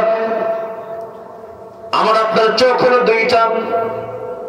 এই যে আমরা প্রজাপতি গুলো দেখতে পাই, প্রজাপতির চোখের সংখ্যা 100 নয়, 200 নয়। প্রত্যেকটা প্রজাপতির চোখের সংখ্যা হলো 12,000। সুবহানাল্লাহ। আমার ভাইয়েরা, এইরকম করে পৃথিবীতে যত প্রাণী আছে, সমস্ত প্রাণী রক্ষণাবেক্ষণ দেখাশোনার দায়িত্ব আমার আল্লাহ নিজে নিয়েছেন। স্থলভাগ এবং জলভাগের মধ্যে সবচেয়ে বড় প্রাণী হলো নীল তিমি, যার ওজন হলো 120 টন পর্যন্ত ওজন আছে। 120 টন ওজনের নীল তিমি তার বাচ্চাগুলোকে প্রত্যেক দিন 50 থেকে 60 মণ দুধ খাওয়ায়। যেরকম সুবহানাল্লাহ। কে খাওয়ান? আসতে বলবেন না, কে খাওয়ান? সে আল্লাহ আমার রব। রিজিকের দায়িত্ব কার নয়, রিজিকের দায়িত্ব কার? টাকা থাকলেই আপনি খাবেন তা নয়। বহু হাজার কোটি টাকার মালিক খাইতে পারে না। সকালে 300 টাকা, বিকেলে 500 টাকা, খাওয়া শেষ। আচ্ছা বলেন তো, শহরের লোক বেশি খায় না গ্রামের লোক বেশি খায়? ভালো করে বলবেন। শহরের লোক বেশি খায় না গ্রামের লোক বেশি খায়? ধনীর বসবাস কোথায়, গ্রামে না শহরে? আচ্ছা, শহরের লোক আর গ্রামের লোক, শহরের লোক প্লেট নিয়ে বসে, তা ফাঁকি প্লেট, ফাঁকি, কোনো গর্ত নাই, সমান ফ্ল্যাট, সামান্য খায় তো প্লেটটাও ছোট। গ্রামের লোকের কি এগুলো প্লেট দিয়ে পোষাবে? গ্রামের লোক কিনে বসে গামলা, না একজন কইছে গামলা, গামলা নিয়ে ডিশ নিয়ে বসে, বোল নিয়ে বসে, বোল নিয়ে বসে। শহরের হাজার কোটি টাকার মালিক কয়েকশো টাকা খায়, আর গ্রামের মানুষ মাঠে যাবে গামলা নিয়ে বসে, 1 কেজি চাল খাওয়ার পর কয় পেটের এক কোনায় ভরলো, আরো কিছু খাওয়া দরকার, ঠিক কিনা?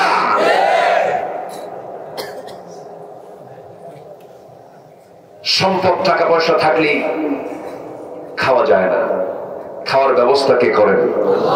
আসতে বলবেন না, কে করেন? মানুষ খেয়ে মরে না, না খেয়ে মরে? বলেন, খাইয়া মরে না, না খেয়ে মরে? খেয়েই মরে, না খেয়েও কো মরে না। এই জন্য আমি বলছিলাম সবার কাছে আমার আজকের আহ্বান হলো, 1 নাম্বার মাদ্রাসার মাহফিল, হাফিজিয়া মাদ্রাসার মাহফিল। দূর থেকে সন্তানগুলো এখানে পড়তে আসবে কেন? এই মাদ্রাসা এলাকার ছাত্রীর দরকার কম না বেশি? আপনি হাফেজের বাপ হবেন, আপনার মাথায় নূরের মুকুট পরানো হবে কিয়ামতের দিন। আপনি হাফেজের বাবা হবেন, চাচা হবেন, আপনার সম্মান আল্লাহ তাআলা বাড়ায় দিবেন। সন্তানকে আলেম বানাবেন, আপনার সন্তানটা কবরের পাশে দাঁড়িয়ে দাঁড়িয়ে বলবে রব্বিরহামহুমা কামা রাব্বায়ানি সগীরা। সবাই বলুন রব্বিরহামহুমা কামা রাব্বায়ানি সগীরা। এই দোয়াটা আপনি কোরআন থেকেই পাবেন। সন্তানকে সুশিক্ষা দান করা প্রত্যেকটা পিতামাতার দায়িত্ব। আমাদের অনেকে বলে হুজুর পিতামাতার মর্যাদা নিয়ে আপনি কিছু ওয়াজ করুন, পিতামাতার হক নিয়ে কিছু ওয়াজ করুন, কিন্তু এরকম প্রশ্ন অনেকে খুব কম করে। হুজুর সন্তানের যে হক গুলো আছে আব্বা আম্মার উপর, এমন কিছু বিষয়ে কথা বলুন, এরকম কথা কেউ কয় না। সন্তান কেন কথা শুনবে না? সন্তান কেন আদর্শ বুঝবে না? আপনি পিতা, আপনি যদি নিজে বিড়ি খান, সন্তানকে যদি বলেন বাবা তুই বিড়ির প্যাকেট কিনে আন, সন্তান বিড়ির প্যাকেট কিনে আনতে নিয়ে সে একটা বিড়ি লাগাই দেখবে আমার আব্বাও খায় আমিও খাই, কি ঠিক কিনা? এই ছেলে, এই বক্কা বক্কা, বসো বসো বসো বসে। আচ্ছা দোয়া করে দিই আমি, না হ্যাঁ জানাবো তো? ওঠে কেন? যে উঠতে নেবে জোর করে ধরবে। হ্যাঁ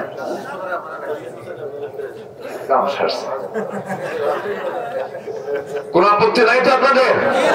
বলি আলহামদুলিল্লাহ। সারা সবাই সারা থাকবেন, কম্বল দিয়ে দিয়ে আমি চলে যাব। খুবই সুন্দর মানুষ আপনারা, বলি আলহামদুলিল্লাহ। জেলার নামে তো মৌলভী বাজার, এখানে অন্য কেউ না, সব মৌলভী হুজুর।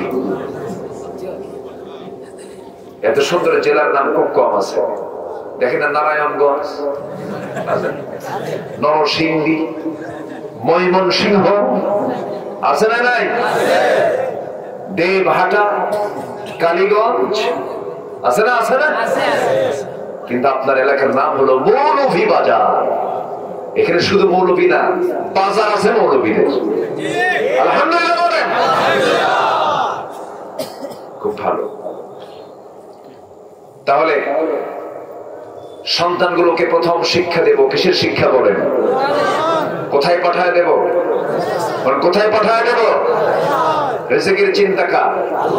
রিজিকের চিন্তা কার? যিনি আমার মুখ বানিয়েছেন তিনি আমাকে খাওয়াবেন, কোনো টেনশন করা যাবে না এটা নিয়ে। সম্মানিত ভাইরা, আমার নবীজি যখন কোরআন পান নাই সমাজকে ভালো করতে পারেন নাই, কোরআন যখন পেয়েছেন সমাজ ভালো হয়ে গেছে। সেই কোরআন আজও আছে না নাই? কিন্তু কোরআন কি প্রতিষ্ঠিত আছে? কোরআন কি আজকে সমাজে চালু আছে? আমার বন্ধুগণ, তিনটা কাজ করলে সেই তিনটা কাজের কোনো লস নাই, সেই ব্যবসার কোনো লস নাই। এক নাম্বার বিষয়টা আমি আজকে বলে দিলাম। এক নাম্বার হলো যারা আল্লাহর কালামকে সুন্দর করে তেলাওয়াত করবে। নাম্বার 2 হলো ওয়াকামুস সালাহ ওয়া আনফাকু মিম্মা রাযাকনাহুম সিররান ওয়া আলানিয়া। নাম্বার 2 হলো যারা নামাজকে কায়েম করবে। নামাজ আদায় করা এক জিনিস, নামাজ কায়েম করা আরেক জিনিস। নামাজ পড়তে কেউ বাধা দেবে না, আপনি নামাজ পড়বেন। জো বাইডেন বাধা দেবে না, আপনি নামাজ পড়বেন। ঋষি সোনাক নামাজ পড়তে বাধা দেবে না, আপনি নামাজ পড়বেন। রাশিয়ার ভ্লাদিমির পুতিন আপনাকে বাধা দেবে না, আপনি নামাজ পড়বেন। দামোদর দাস নরেন্দ্র মোদী আপনাকে নামাজ পড়তে বাধা দেবে না। কিন্তু আপনি যখন বলবেন নামাজ সমাজে চালু করতে হবে, নামাজটাকে কায়েম করতে হবে, এই কথা বলবেন যখন, তখন আপনার বিরুদ্ধে তোকমা লাগাই দেবে জঙ্গি। কি বলবে? জঙ্গি, মৌলবাদী, বিভিন্ন গালি দিয়ে আপনাকে একদম তুলাধুলা করে ফেলবে। আমার বন্ধুগণ, নামাজ যারা পড়বে কিন্তু নামাজ কায়েমের সংগ্রাম যারা করবে না, আল্লাহর ভাষায় তারাই হলো মুনাফিক। কারণ আমার নবীজি মুনাফিককে চিহ্নিত করেছেন নামাজে না জিহাদে। নামাজে না জিহাদে? জিহাদে। নামাজি নামাজ পড়তে পারে কিন্তু প্রকৃত নামাজি নামাজও পড়বে, নামাজ কায়েমের জন্য চেষ্টা চালাবে। কিন্তু একজন মুনাফিক নামাজি কখনো নামাজ পড়বে কিন্তু জিহাদের ময়দানে নামাজ কায়েমের জন্য যাবে না। শুধু বলবে কি জানেন, যত রক্ত লাগে দেব, প্রয়োজনের লোক পাঠাবো, আমি যাবো না। আছে না এরকম লোক? আছে, আছে না? নাই? মারামারি লাগলে পিছনে থাকে, সামনে যায় না। নেতার চরিত্র কি পিছনে থাকে না সামনে থাকা? বলেন বলেন বলেন বলেন। সামনে থাকা। একটু কান লাগান।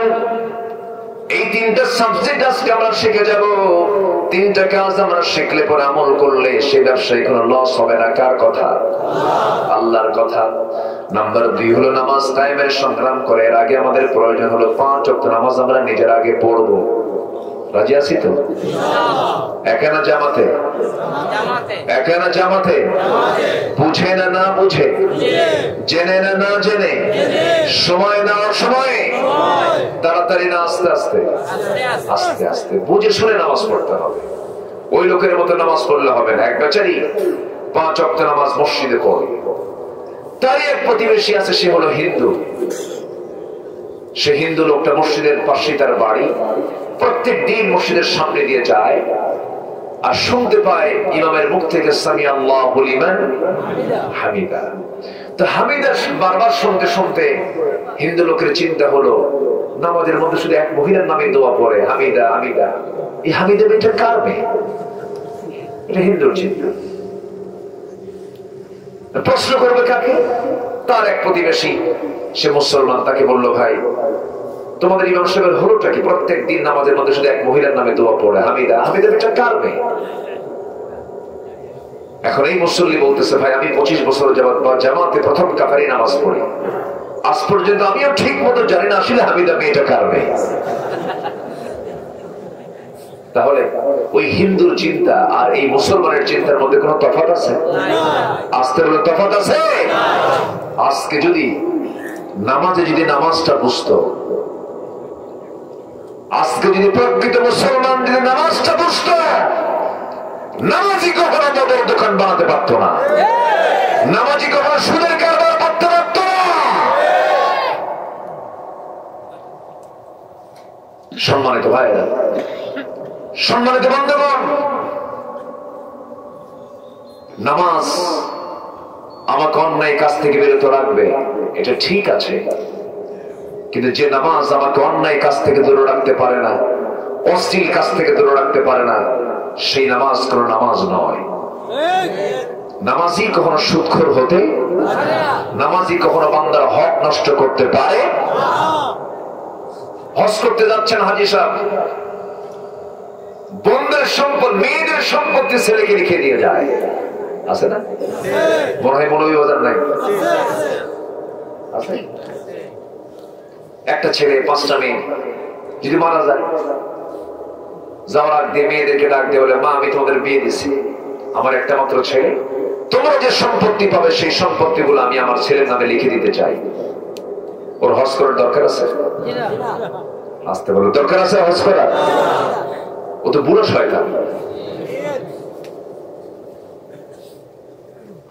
আমার কিছু কিছু হাজি আছে, বাপ মারা গেছে, এক যুগ হয়ে গেছে, 12 বছর হয়ে গেছে, বাপ মারা গেল, বন্ধার সম্পত্তির ওয়ারিস হয়ে গেছে, কিন্তু বন্ধেরকে সম্পদ বোঝায় দেয় না ভাইরা। অথচ সেই বনের জায়গার ধানগুলো চষে চষে চাষাবাদ করে সেই ধানগুলো ভাই তার নিজের গলায় ভরায়, বনের সম্পত্তিতে ধান লাগায় খায়, হজ করে, যাকাতও দেয়, কিন্তু বনকে সম্পদ বোঝায় দেয় না। আমার বন্ধুগণ, এরকম হাজি আমার দেশে আছে না নাই? বলে আসতে বলবেন না, আছে না নাই? আবার হাজিকে হাজি না বললে আবার মন খারাপ করে। ভাই এদিকে আসো, থেকে ভাই বলো কেন?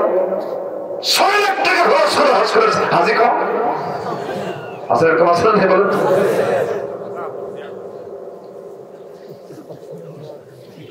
বনকে সম্পদ বোঝায় দেয় না, বনকে ঠকায়। আবার বনকে যদি দেয়, রাস্তার ধারের জমি হলো 10 লক্ষ টাকা কাঠা, বড় লেখার পৌরসভার মধ্যে জমিগুলো নিজের নামে নিয়ে বনকে দেয় জঙ্গলের ভিতরে। আছে না? এরকম আছে না? দিয়ে দিল। হাজি সাহেব হজ করে আসছেন, ট্রিপল হাজি, 3 বার হজ করেছেন, হ্যাট্রিক। কি মারছে? হ্যাট্রিক হাজি করেছেন, 3 বার হজ করেছেন, সবকিছু কমপ্লিট করেছেন, কিন্তু বনকে সম্পদ বুঝায় না দিয়ে বনকে পাশে বসায় দিয়ে আবার বলে, বোন তুই ঠিকই জমি পাবি, আমার বাপ তো মারা গেছে, তুই জমি ঠিকই পাবি, কিন্তু একটা কথা বলি বোন, কি অংশ নিলে কিন্তু ধ্বংস হয়। দেখছেন কি ওয়াজটা দিল? আছে না? এদিকে কোরআন থেকে ওহী না শয়তান থেকে ওহী? এই ওহী নাযিল করছে কে? শয়তান। হক আপনাকে আদায় করতে হবে, যার যা হক তার কাছে তা প্রাপ্য ভাবে দিয়ে দিতে হবে। জান্নাত আপনার ঠিক থেকে যাবে, আপনি হক নষ্ট করবেন, জান্নাতটা আপনার জন্য বাজেয়াপ্ত হয়ে যাবে। আমার বন্ধুগণ, কথার তো কোনো থা নাই, কত দিক থেকে কত দিকে লম্বা কথা চলে যায়, শাখার আলোচনা শাখা প্রশাখায় চলে যায়। 3টে বিষয় আজকে আমরা শিখে যাব। 1 নাম্বার হয়ে গেছে, সেটা হলো আল্লাহর কালামটাকে সুন্দর করে তেলাওয়াত করব। আমরা জোরে বলি ইনশাআল্লাহ। সকালে তেলাওয়াত করব, সন্ধ্যায় তেলাওয়াত করব, নামাজে তেলাওয়াত করব, সমাজে তেলাওয়াত করব, সন্তানদেরকে তেলাওয়াত করে শিখাবো, সব জায়গায় তেলাওয়াত চালু করব। কোরআন শুনবো, বেশি বেশি গান শুনবো। কি? কোরআন শুনবো, বেশি বেশি গান শুনবো। গান শুনবো? গানের ধারে পাশে যাওয়া যাবে? এই চা দিয়ে গেলেন, আমার চা দিয়ে গেলেন, তাই খাবো চা, এতগুলো লোক মানুষ থুইয়া সবাইকে দেয়।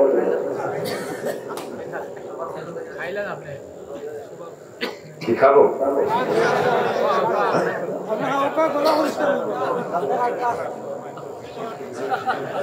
জি, খুব ভালো।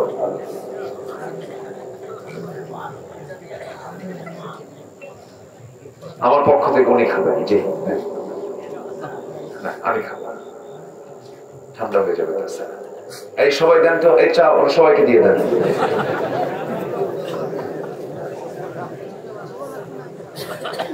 খুব সুন্দর মানুষ আপনারা, বলি আলহামদুলিল্লাহ। আমি কিন্তু ফ্রি হয়ে কথা বলছি, মন খারাপ করছেন নাকি আপনারা? এত সুন্দর মানুষ আপনারা। জি, একটু পরে আসি, পরে আসি, তাই না?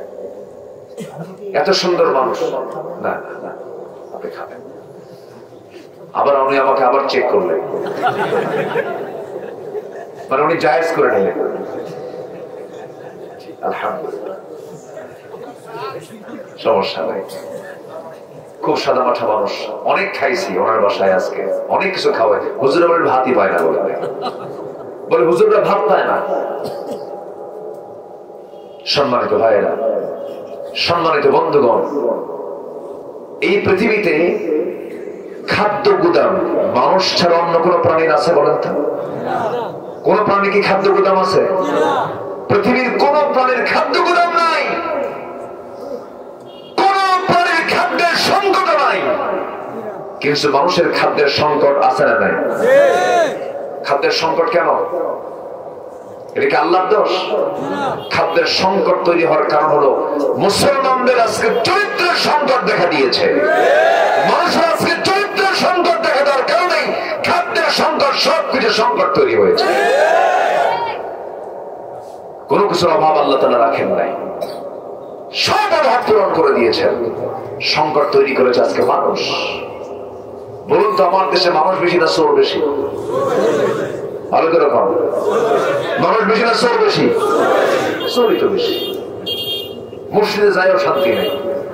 জুতা ছাড়া মসজিদে ঢুকলে, জুতা রেখে যদি আপনি মসজিদে ঢুকে, নামাজই হবে না। খেলে চিনতে হবে জুতা আছে তো। কোথায় যাবেন আপনি?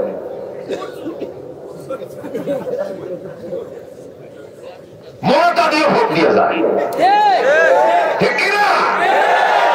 মরাটা দিয়ে 30 বছর আগে মারা গেছে। কোথায় যাবেন আপনি?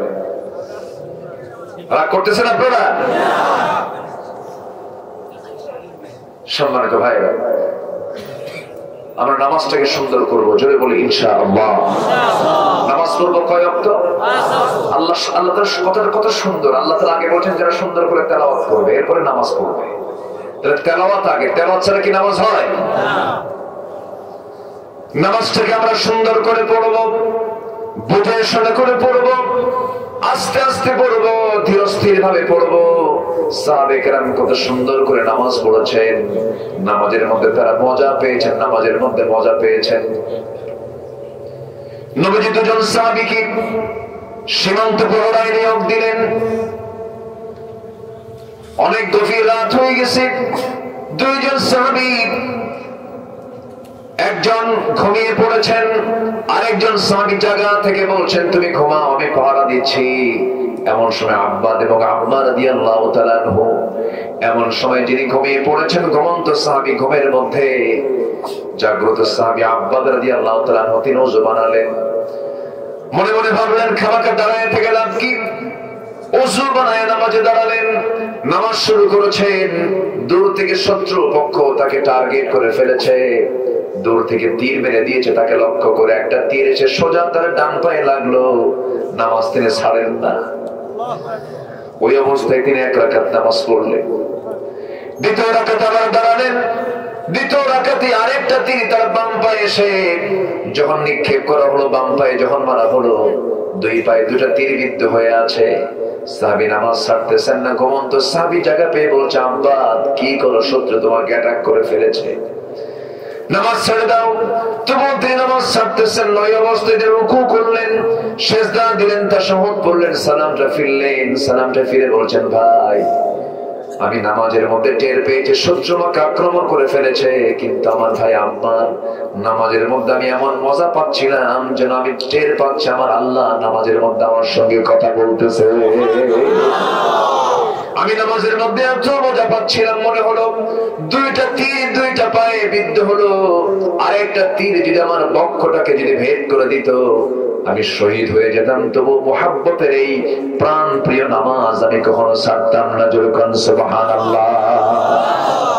কি নামাজের মধ্যে তারা মজা পেয়েছে। ইমাম যত নামাজ লম্বা করবে, যে মুসল্লি নামাজে তত মজা পাবে। তার নামাজ সবচেয়ে আসল নামাজ। আল্লাহু আকবার। এই রমজানে মদিনায় নামাজে দাঁড়ালাম, নবীর কবরের পাশে মদিনার মসজিদে নববীতে নামাজে দাঁড়ায় গেছি। ইমাম সাহেবের বয়স প্রায় 80 বছর পার হয়ে গেছে। নামাজে দাঁড়ালাম, কিয়ামুল লাইল নামাজে তারাবির নামাজ পড়ে কিয়ামুল লাইল হয়। 2 রাকাত নামাজ পড়লাম, সময় লেগেছে প্রায় আধা ঘন্টা। আমার দেশে যদি কোনো ইমাম আধা ঘন্টা ধরে যদি 2 রাকাত নামাজ পড়ে ফজরের, নামাজও শেষ, বলবে হুজুর আপনার ইমামতিও শেষ। ঠিক না? আপনার তো সময় বহু, আমার তো আমাদের এত সময় নাই। ঠিক আছে না? কিন্তু না না, ওয়াজ মাহফিলে সেই সময়ের চিন্তা করা যাবে না, নামাজ পড়তে নিয়ে সমাজের সময়ের চিন্তা করা যাবে না, কারণ এই সময়গুলো সবচেয়ে বরকতময়। ওয়াজ মাহফিলে বসে আছি, সওয়াব কি আমাদের জন্য থেমে আছে নাকি? বরকত দিয়ে ভরা। জোরে বলি আলহামদুলিল্লাহ, জোরে বলি আলহামদুলিল্লাহ। আমার বন্ধুগণ, তবে নামাজের মধ্যে দুনিয়ার কথা মনে হতে পারে, নামাজের মধ্যে দুনিয়ার কথা মনে হতেই পারে। নামাজ কবুল হবে কিনা এমন প্রশ্ন এক সাহাবীর মনে হলো, রাসূলকে পেলেন না, সাইয়েদনা আলীকে ডাক দিয়ে বলছেন, আলী, নামাজের মধ্যে মাঝে মাঝে দুনিয়ার কথা মনে হয়, নামাজ কেমন কবুল হবে নাকি? সাইয়েদনা আলী শক্ত ফতোয়া দিলেন, নামাজ কবুল হবে না, যাও। সাহাবী চলে গেছেন। কিছুক্ষণ পরে রাসূল এসে বললেন, আলী, তোমার কাছে কি আসছিল নাকি? এসেছিল, তুমি কি বলেছো? নামাজের মধ্যে দুনিয়ার কথা মনে হলে নামাজ কবুল হবে না। আমার রাসূল বলেন, তাই যদি হয়, ও আলী, আমি তোমাকে এই মুহূর্তে একটা দায়িত্ব দেব, ওযু বানাবে সুন্দর করে, 2 রাকাত নফল নামাজ আদায় করবা। নামাজ আদায় শেষান্তে আমি তোমাকে আমার পক্ষ থেকে সুন্দর একটা চাদর উপহার দেব। সাইয়েদনা আলী খুব খুশি হলেন, ওযু বানালেন, নামাজে দাঁড়ায় গেলেন। প্রথম রাকাত খুব মনোযোগ দিলেন, দ্বিতীয় রাকাতে নামাজের মধ্যে হঠাৎ করে মনে করছেন, রাসূল যে আমাকে চাদরখানা দিতে চাইলেন, সেই চাদরখানা মা আয়েশার ঘরের চাদর না মা হাফসার ঘরের চাদর। মন চলে গেছে কোথায়? সাহাবীর নামটা কি বলেন? সাইয়েদনা আলী। নামাজ শেষ করেছেন সাইয়েদনা আলী। আসসালামু আলাইকুম ওয়া রাহমাতুল্লাহ, আসসালামু আলাইকুম ওয়া রাহমাতুল্লাহ। সালাম ফিরে নবীর চোখের সঙ্গে আলীর চোখ পড়ে গেছে। নবীজিও মুস্কি মুস্কি হাসেন, আলীও মুস্কি মুস্কি হাসেন। রাসূল বলেন, আলী, মুস্কি মুস্কি হাসো কেন? কি হয়েছে? হুজুর, আপনি যেই কারণে আমিও সেই কারণে। রাসূল বলেন, আলী, নামাজের মধ্যে দুনিয়ার কথা নাকি মনে হলে নামাজ কবুল হবে না, তোমার নামাজের খবর কি কও?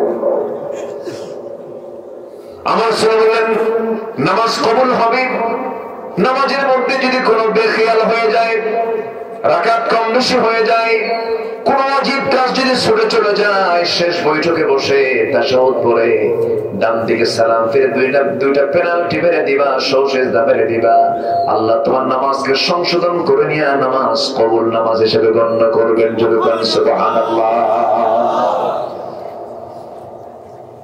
আবার শিয়ালের নামাজের মনোযোগিতা কম ছিল না। জিহাদের ময়দানে যুদ্ধ করতে গিয়ে পায়ের মধ্যে তীর ঢুকেছে, তীরটা হলো চোখা। যখন ঢুকে সহজেই ঢুকে যায়, কিন্তু সহজে বের হয় না। আলীর পা থেকে কেউ তীরটা বের করতে পারে না। সাহাবায়ে কেরাম নবীর কাছে পরামর্শ চাইতে গেলেন, রাসূল বললেন, শোনো, আমি জানি আমার আলীর নামাজের মনোযোগিতা কেমন। আমার আলী যখন নামাজে দাঁড়াবে, নামাজের অবস্থায় তার পা থেকে তোমরা নামাজের মধ্যে তীরটা টান মেরে বের করে নিবা। সাইয়েদনা আলী নামাজে দাঁড়াইছেন, নবীর পরামর্শ ক্রমে পিছন দিক থেকে কয়েকজন সাহাবী গিয়ে তার পা থেকে টান মেরে তীরটা বের করতেছে। তীর যখন টান মেরে বের করতে নিলেন, সাহাবায়ে কেরাম রক্তগুলো গলে গলে পড়ে, গোশত কিছু খসে খসে আসে, কিন্তু আলীর মুখ থেকে নামাজের মধ্যে বিন্দু পরিমাণ কোনো আওয়াজ বের হয় নাই। নামাজ শেষ করেছেন আলী। শেষ করার পরে পায়ের দিকে তাকায় দেখেন যন্ত্রণার বিদ্যুৎ, সেই তীরটা তার পায়ের ভিতরে নাই। প্রশ্ন করেন, ভাইয়া, নামাজ শুরু করেছিলাম যন্ত্রণা বিদ্যুৎ, সেই তীর বিদ্ধ পা নিয়া, নামাজ শেষে সেই বিদ্যুৎ তীরটা তো আমার পায়ের মধ্যে নাই, সেই তীর বিদ্ধ, সেই তীরটা কোথায় গেল? বলো, হলো আলী, নামাজের মধ্যে আমরা তোমার পা থেকে টান মেরে তীরটা বের করে নিয়েছি। আলী বলেন, আল্লাহর নামের কসম করে বলি, তোমরা নামাজের মধ্যে আমার পা থেকে কখন তীরটা বের করে নিয়েছো, আমি আলী বিন্দু পরিমাণ টের পাই নাই। যেরকম সুবহানাল্লাহ, আরো জোরে বলে সুবহানাল্লাহ। নামাজকে আমরা সুন্দর করব, যার নামাজ যত সুন্দর তার ঈমান তত সুন্দর, যার নামাজ যত যত্নশীল তার ঈমান তত যত্নশীল। নামাজটা আমরা সুন্দর করে পড়বো, সুন্দর সময়ে পড়বো। ইন্নাস সালাতা কানাত আলাল মুমিনিনা কিতাবান মাওকুতা। সময় মতো নামাজ। খুদু যিনাতাকুম, সুন্দর করে তোমরা সাজো গোছাও, নামাজে দাঁড়াও, সুন্দর পোশাক পরে নামাজে দাঁড়াও। কার কথা? আসতে বলবেন না, কার কথা? মসজিদ বেশি দরকার না মুসল্লি বেশি দরকার? মসজিদ বেশি দরকার না মুসল্লি বেশি দরকার? আসলে মুসল্লি আসরের মুসল্লি না ফজরের মুসল্লি? বলেন, যোহরের না ফজরের? যার ফজর শুরু হবে নামাজ দিয়ে, তার নামাজ সবচেয়ে সুন্দর। আল্লাহু আকবার বলেন। 5 ওয়াক্ত নামাজ পড়বেন, কারা কারা হাত তুলে দেখান দেখি। জোরে বলি ইয়া আল্লাহ, আর জোরে ইয়া আল্লাহ। আমাদেরকে 5 ওয়াক্ত সালাত আদায় করা তৌফিক তুমি আল্লাহ দিয়ে দাও। জোরে বলি আমিন, আরো জোরে আমিন।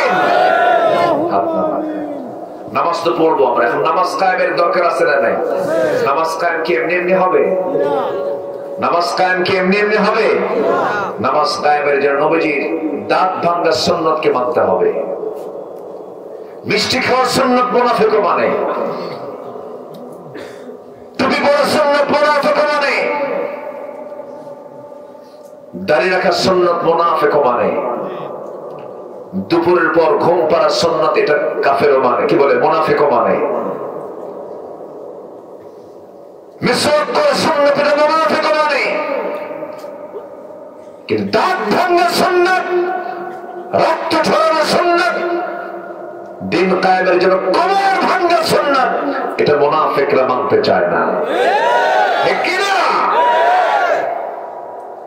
সম্মানিত ভাইরা, নামাজ এমনি সমাজে চালু হয়নি। সমাজে নামাজ চালু করার জন্য আমার রাসূলকে প্রথমে ঘর ছাড়তে হয়েছে। কি ছাড়তে হয়েছে? ঘর। আমার নবীর ঘর ছিল প্রথম কোথায়? বলেন কোথায় ছিল? বলেন কোথায়? সেখান থেকে তিনি হিজরত করে আসলেন কোথায়? দিনের আলোতে না রাতের আধারে? প্রকাশ্যে না আড়ালে? বলে বলে না না বলে? বলে বলে না লুকায়া? লুকায়া, শত্রুর চক্ষু আড়াল করে বিশ্বনবীর মতো মানুষ নিজের ঘর বাড়ি ছাড়লেন, জাবালে সৌরে গিয়ে আশ্রয় নিলেন। 3টা দিন 3টা রাত সেখানে না খেয়ে কাটালেন। মদিনায় চলে গেলেন। মক্কায় দাওয়াতি কাজ বন্ধ হলো, নবীর বিরুদ্ধে রাষ্ট্রদ্রোহিতার মামলা হলো, হিজরত করতে বাধ্য হলেন। রাসূল কাঁদেন আর বলেন, কাবা, তোর সঙ্গে আমার জীবনের বিশাল একটি সময় আমি কাটিয়ে দিলাম। 53 বছর থাকার খুব শখ ছিল, কিন্তু তোর প্রতিবেশী গুলো ভালো না, পারলাম না। কাবার দিকে তাকান, ফিরে ফিরে তাকান, আর চোখের পানি ফেলে ফেলে কাঁদেন, আর মদিনার দিকে রওনা দেন। নবীজির মদিনা হলো সেখান থেকে উত্তর দিক, রাসূল চলে যান দক্ষিণ দিক। জাবালে সৌরে গিয়ে তিনি আশ্রয় নিলেন। আবু জেহেলরা বলল, দেখো তো মুহাম্মদ এখনো মক্কার আশপাশ থেকে এখনো দূরে যেতে পারে নাই, আশপাশেই আছে। রাসূল টেকনিক করে উল্টা দিকে চলে গেছেন। জাবালে সৌর আল্লাহ তাআলা আমাকে দেখার সুযোগ করে দিয়েছেন, আমি যাই। নবীজির স্মৃতি ধন্য সেই যেখানে নবীজির পার ধুলি পড়েছে, পার চিহ্ন পড়েছে, সেই জায়গাগুলো আমি ঘুরি, যাই। সবাইকে আল্লাহ তাআলা যাওয়ার তৌফিক দান করুন। 3 দিন 3 রাত সেখানে থাকলেন। বালিশ ছিল? কাঁথা ছিল? বাতি ছিল? খাবার ছিল? কিছুই ছিল না। বিশ্বনবীর মতো মানুষ যাকে আল্লাহ তাআলা আরশ আজিমের মেহমান বানান, সুবহানাল্লাহ বলবেন না? না খাওয়া রাসূল সাল্লাল্লাহু আলাইহি ওয়াসাল্লাম চলে গেলেন। ইন্নাল্লাযীনা আমানু ওয়াল্লাযীনা হাজারু ওয়াজাহাদু ফি সাবিলিল্লাহ। শুধু ঈমান আনবেন, হিজরতের চিন্তা মাথায় থাকবে না, জিহাদের চিন্তা মাথায় থাকবে না। আপনার জন্য এখনো ঈমান ভালো করে আনা হয় নাই, ঠিক কি না? চলে গেলেন মদিনায়। মদিনায় গিয়ে কি আরামে ঘুম পাড়তে পারছেন? ইহুদিরা চতুর্দিকে ছিল। এই কারা ছিল? সেই ইহুদি আজও আছে না নাই? আজকে মুসলমানদের প্রথম কিবলা বাইতুল আকসাকে অবরুদ্ধ করে রেখেছে ইহুদির বাচ্চারা। 200 কোটি মুসলমানের দুনিয়ায় 1.5 কোটি ইহুদি আল্লাহর প্রথম ঘর, প্রথম কিবলা বাইতুল আকসাকে অবরুদ্ধ করে রেখেছে। মুসলমান নাকে তেল দিয়ে ঘুমায় আর কয়, এত জিকির করলে এত সওয়াব, এত লাখ কোটি গুণ সওয়াব। এত সস্তা জান্নাত নয়। আপনি ভাববেন না দোয়ার মধ্য দিয়ে শুধু বাইতুল আকসা আমাদের হাতে আসবে। নবীজির দাঁত ভাঙ্গা সুন্নাত, কোমর ভাঙ্গা সুন্নাত আদায়ের মধ্য দিয়ে বাইতুল আকসা উদ্ধার করা সম্ভব মুসলমানদের।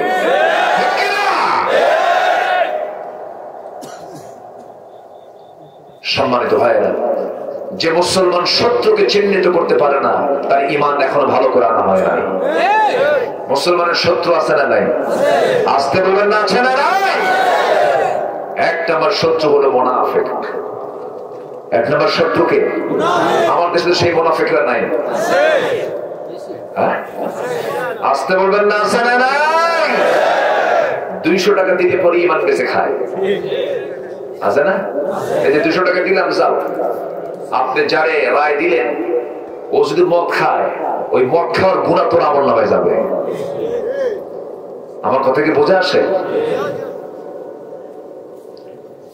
আমার ভাইরা, নামাজ কায়েমের সংগ্রাম করতে হবে। নামাজ শুধু নিজে পড়লে হবে না। নামাজ আজকে সমাজে চালু হয়ে যেত, চুরি থাকতো না, ডাকাতি থাকতো না, সন্ত্রাসী থাকতো না, সবকিছু ঠিক হয়ে যেত। ওয়াদাটা দিয়েছেন কে বলেন? আসতে বলবেন না, কে দিয়েছেন ওয়াদা? আল্লাহ দিয়ে দিয়েছেন। এই দিন তো কায়েম এমনি এমনি হয় নাই, অনেক ত্যাগের মধ্য দিয়ে হয়েছে। বদর পাড়ি দিতে হয়েছে, উহুদ পাড়ি দিতে হয়েছে, খন্দক পাড়ি দিতে হয়েছে। বদরের প্রান্তর মাত্র 1 বছর যেতে না যেতেই নবীজি মক্কা থেকে মদিনায় চলে আসলেন। 1 বছর যায় নাই, রোজা ফরজ হয়ে গেছে। কি হয়েছে? রোজা ফরজ হয়ে গেছে 2য় হিজরিতে। রোজা যখন ফরজ হলো, 16টা রোজা সাহাবায়ে কেরাম রেখেছেন। নবীজির কানে সংবাদ চলে এলো, কুরাইশরা মক্কা থেকে 350 মাইল 450 মাইল ডিঙ্গিয়ে তারা বদর প্রান্তর পর্যন্ত 1000 সৈন্য নিয়ে তারা জমা হয়েছে। নবীজির কানে যখন সংবাদ চলে গেল, রাসূল বললেন, সাহাবীরা কে আছো? আমার সঙ্গে বাতিলদের মোকাবেলায় যাবে। 313 জন সাহাবী রেডি হয়ে গেছেন। এর মধ্যে ছোট্ট 2টা বাচ্চা মদিনার আফরার ছেলে 2 জন, মাস 2 জন নবীর সামনে দাঁড়িয়ে বলে, হুজুর, সৈন্য সংখ্যা নাকি কম, আমাদেরকে পারমিশন দিয়ে দেন। রাসূল বলেন, কেমন করে দেব রে? হাতে তোদের কোনো শক্তি নেই, বাহুবল নাই, তরবারি হাতে নিতে পারবি না। বড়জন বলে, হুজুর, আমি ওর চাইতে বড়, অন্তত আপনি আমাকে একজনকে আপনি অনুমতি দিয়ে দেন। ছোটজন বলে, ইয়া রাসূলুল্লাহ, বড় ভাইকে পারমিশন দিলে আমাকেও দিতে হবে, কারণ ও শুধু লম্বা, গায়ের শক্তি আমার বেশি। সুবহানাল্লাহ। দিন কায়েমের কি চিন্তা তাদের মাথায় ছিল। নবীজি 2 জনকে কুস্তি লাগায় দিলেন। কুস্তিতে বড়জন ছোটজনকে নিচে ফেলে দিল। ছোটজন নিচ থেকে আস্তে করে তার কানটা মুখের মধ্যে নিয়ে এসে কানের মধ্যে মুখ ঢুকায় বলে, ভাই, তুই তো আমার চাইতে বড়, আমি কি তোর সঙ্গে পারি নাকি? কিন্তু একসঙ্গে খেলাম, ঘুমালাম, পড়লাম, সবকিছু করলাম, তুই যুদ্ধ দেখা যাবি কেন? আমাকে যেতে দিবি না? তুই তোর গায়ের শক্তিটা কমায় দে। বুকের উপর উঠে রাসূলের সামনে তিনি মুস্কি মুস্কি হাসি মারলেন। রাসূল 2 জনের অবস্থাগুলো দেখে 2 জনকে কাছে নিয়ে বলছেন, আল্লাহ, এই 2 জনের গায়ের শক্তি নাই, কিন্তু ইমানের শক্তি আছে, আমি 2 জনকে যুদ্ধের পারমিশন দিয়ে দিলাম। সামনে তাকায় দেখে দেখেন এক মহিলা 2 বছরের শিশু বাচ্চাকে নিয়ে আসছে। কয় বছর? 2 বছরের শিশু বাচ্চাকে নবীর সামনে হাজির করে বলে, হুজুর, আমার বড় কোন সন্তান নাই যে জিহাদে পাঠাবো। এই ছোট্ট 2 বাচ্চার শিশু, 2 বছর বাচ্চার শিশুকে নিয়ে আসলাম, আপনার কোলে দিয়ে যাচ্ছি, যুদ্ধের ঢাল বানায় নিয়ে। জোরে বলে সুবহানাল্লাহ। যুদ্ধের ঢালটা বানায় নিয়ে রাসূল বলছেন, ও মহিলা, তোমাকে ধন্যবাদ, যাও, তোমার উৎসর্গ আল্লাহর দরবারে কবুল হয়ে গেছে। বাচ্চা তোমার কোলেই থাকবে, সব তোমার ঠিকই হয়ে যাবে, যাও। আমার নবীজি বদর যুদ্ধের ময়দানে সাহাবায়ে কেরামকে নিয়ে রওনা দিলেন। রোজার মাস, কিসের মাস বলেন?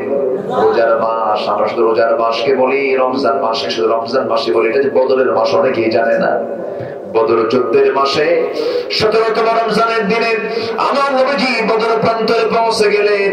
ওই শুহাদায়ে বদর, আল্লাহ পাক আমাকে 2 চোখে দেখার তৌফিক বারবার দিয়েছেন। শুহাদায়ে বদর 14 জন সাহাবীর লাশ সেখানে এখনো আছে, তাদের কবরটা এখনো আছে।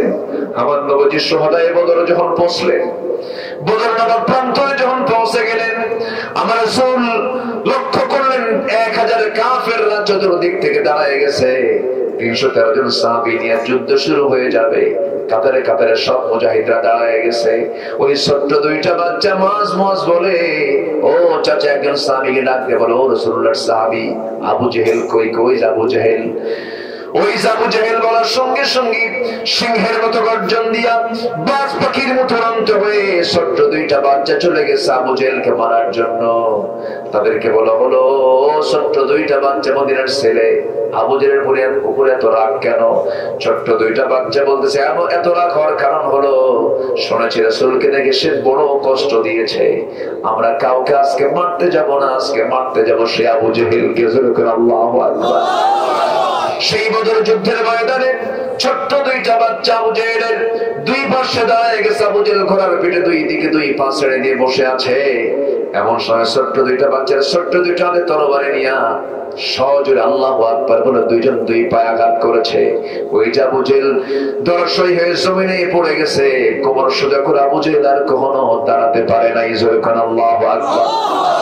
বড় ভাই মুআজকে কাফের মুশরিকরা ধরে ফেলল। বড় ভাই মুআজকে চতুর্দিক থেকে কাফেররা ঘেরাও করে ফেলল।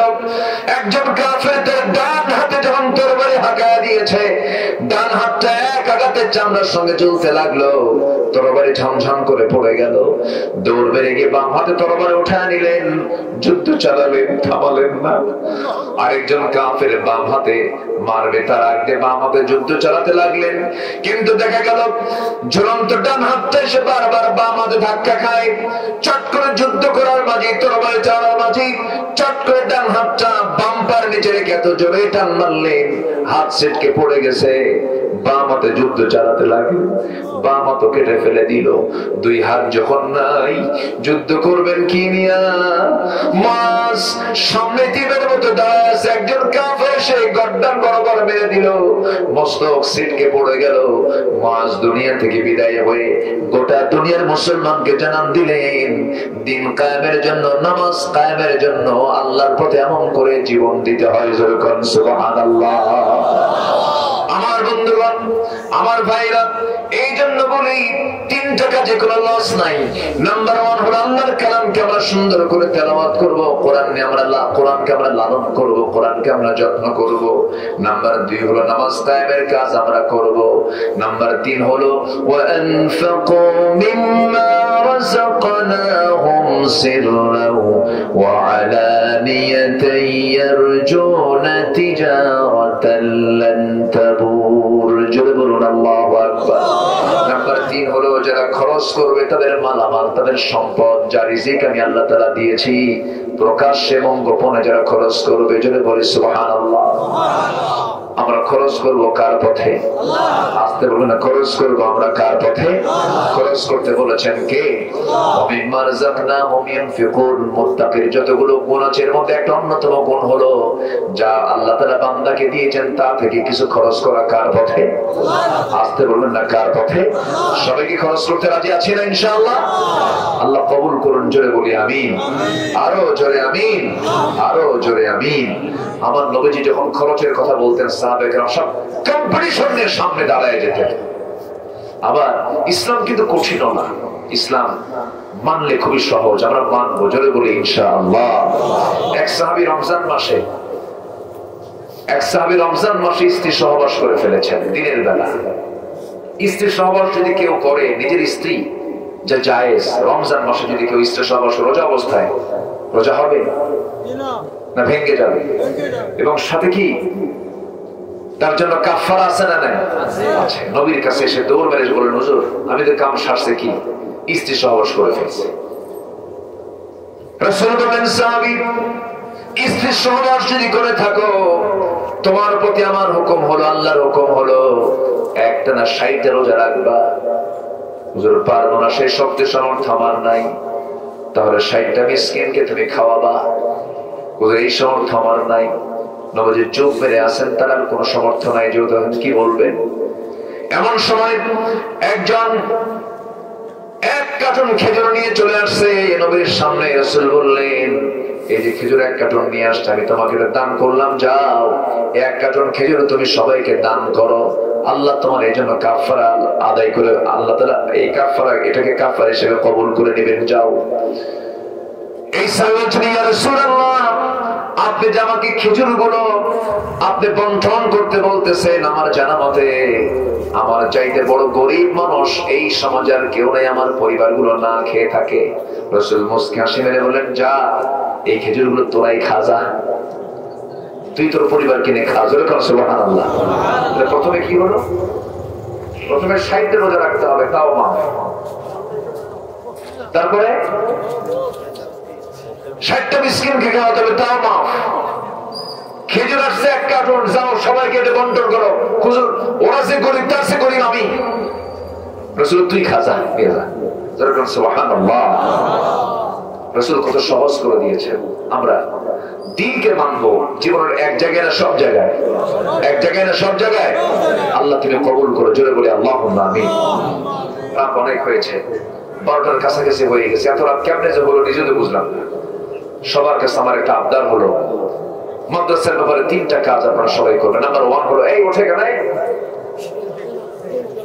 বক্কা বক্কা বউকা না কি বলে, বসে যাচ্ছে। সবার কাছে আমার আরো ছিল মাদ্রাসার ব্যাপারে। নাম্বার 1, আমি ওয়াজের মধ্যে তো বলেই দিয়েছি অনেক কথা। নাম্বার 1 হলো মাদ্রাসার জন্য সবাই দোয়া করবেন। দোয়া করবেন না ইনশাআল্লাহ? কি বদদোয়া না দোয়া? নাম্বার 2 হলো নিজের সন্তানকে মাদ্রাসায় দেব, জোরে বলি ইনশাআল্লাহ। নাম্বার 3 হলো এই মাদ্রাসার উপরে এলাকাবাসীর একটা হক আছে। আবার মাদ্রাসারও এলাকাবাসীর উপরে কিছু হক আছে না নাই বলেন তো? আচ্ছা, এই মাদ্রাসায় অনেক গরিব ছাত্র পড়াশোনা করে, এতিম ছাত্র পড়াশোনা করে। সবার কাছে আমার একটা আবদার থাকবে, এখানে একটা লিস্ট আমাকে দেওয়া হয়েছে। মোটামুটি চাল যদি 80 বস্তা হয়, একটা বছর মনে হয় চলে যাবে, তাই না? বার্ষিক একটা টার্গেট তাদের থাকে, 80 বস্তা চাল দরকার। তা আমি সবার কাছে, আমি অন্যদিকে আর যাবো না। আমি একটু একটা পরিবার চালানোর জন্য প্রথম খাদ্যের জন্য কি লাগে বলেন তো? চাল থাকলে ডাল হয়ে যায়, তেল হয়ে যায়, ঠিক আছে না? চালটা দরকার।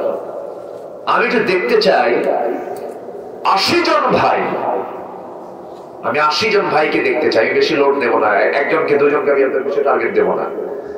এমনকি ভাগ্যবান কেউ আছেন, শুধু আমি মুসাফির হালতে এই কথা বলে যাচ্ছি, যিনি ইতিমদের জন্য, দুস্থের জন্য 1 বস্তা চাল দিবেন। শুধু আল্লাহকে বলবেন, আল্লাহ তোমার ইতিমকে আমি তোমার দেওয়া রিজিক থেকে 1 বস্তা চাল দিয়েছি, আল্লাহ তুমি আমাকে জাহান্নাম দিবা কেমনে? আল্লাহকে সেদিন বলবেন, 1 বস্তা করে চাল দিবেন, 1 বছর বাজেট পূরণ হবে। কোন কোন ভাগ্যবান আল্লাহর গোলামরা আছে, একটা হাত তুলে দেখা।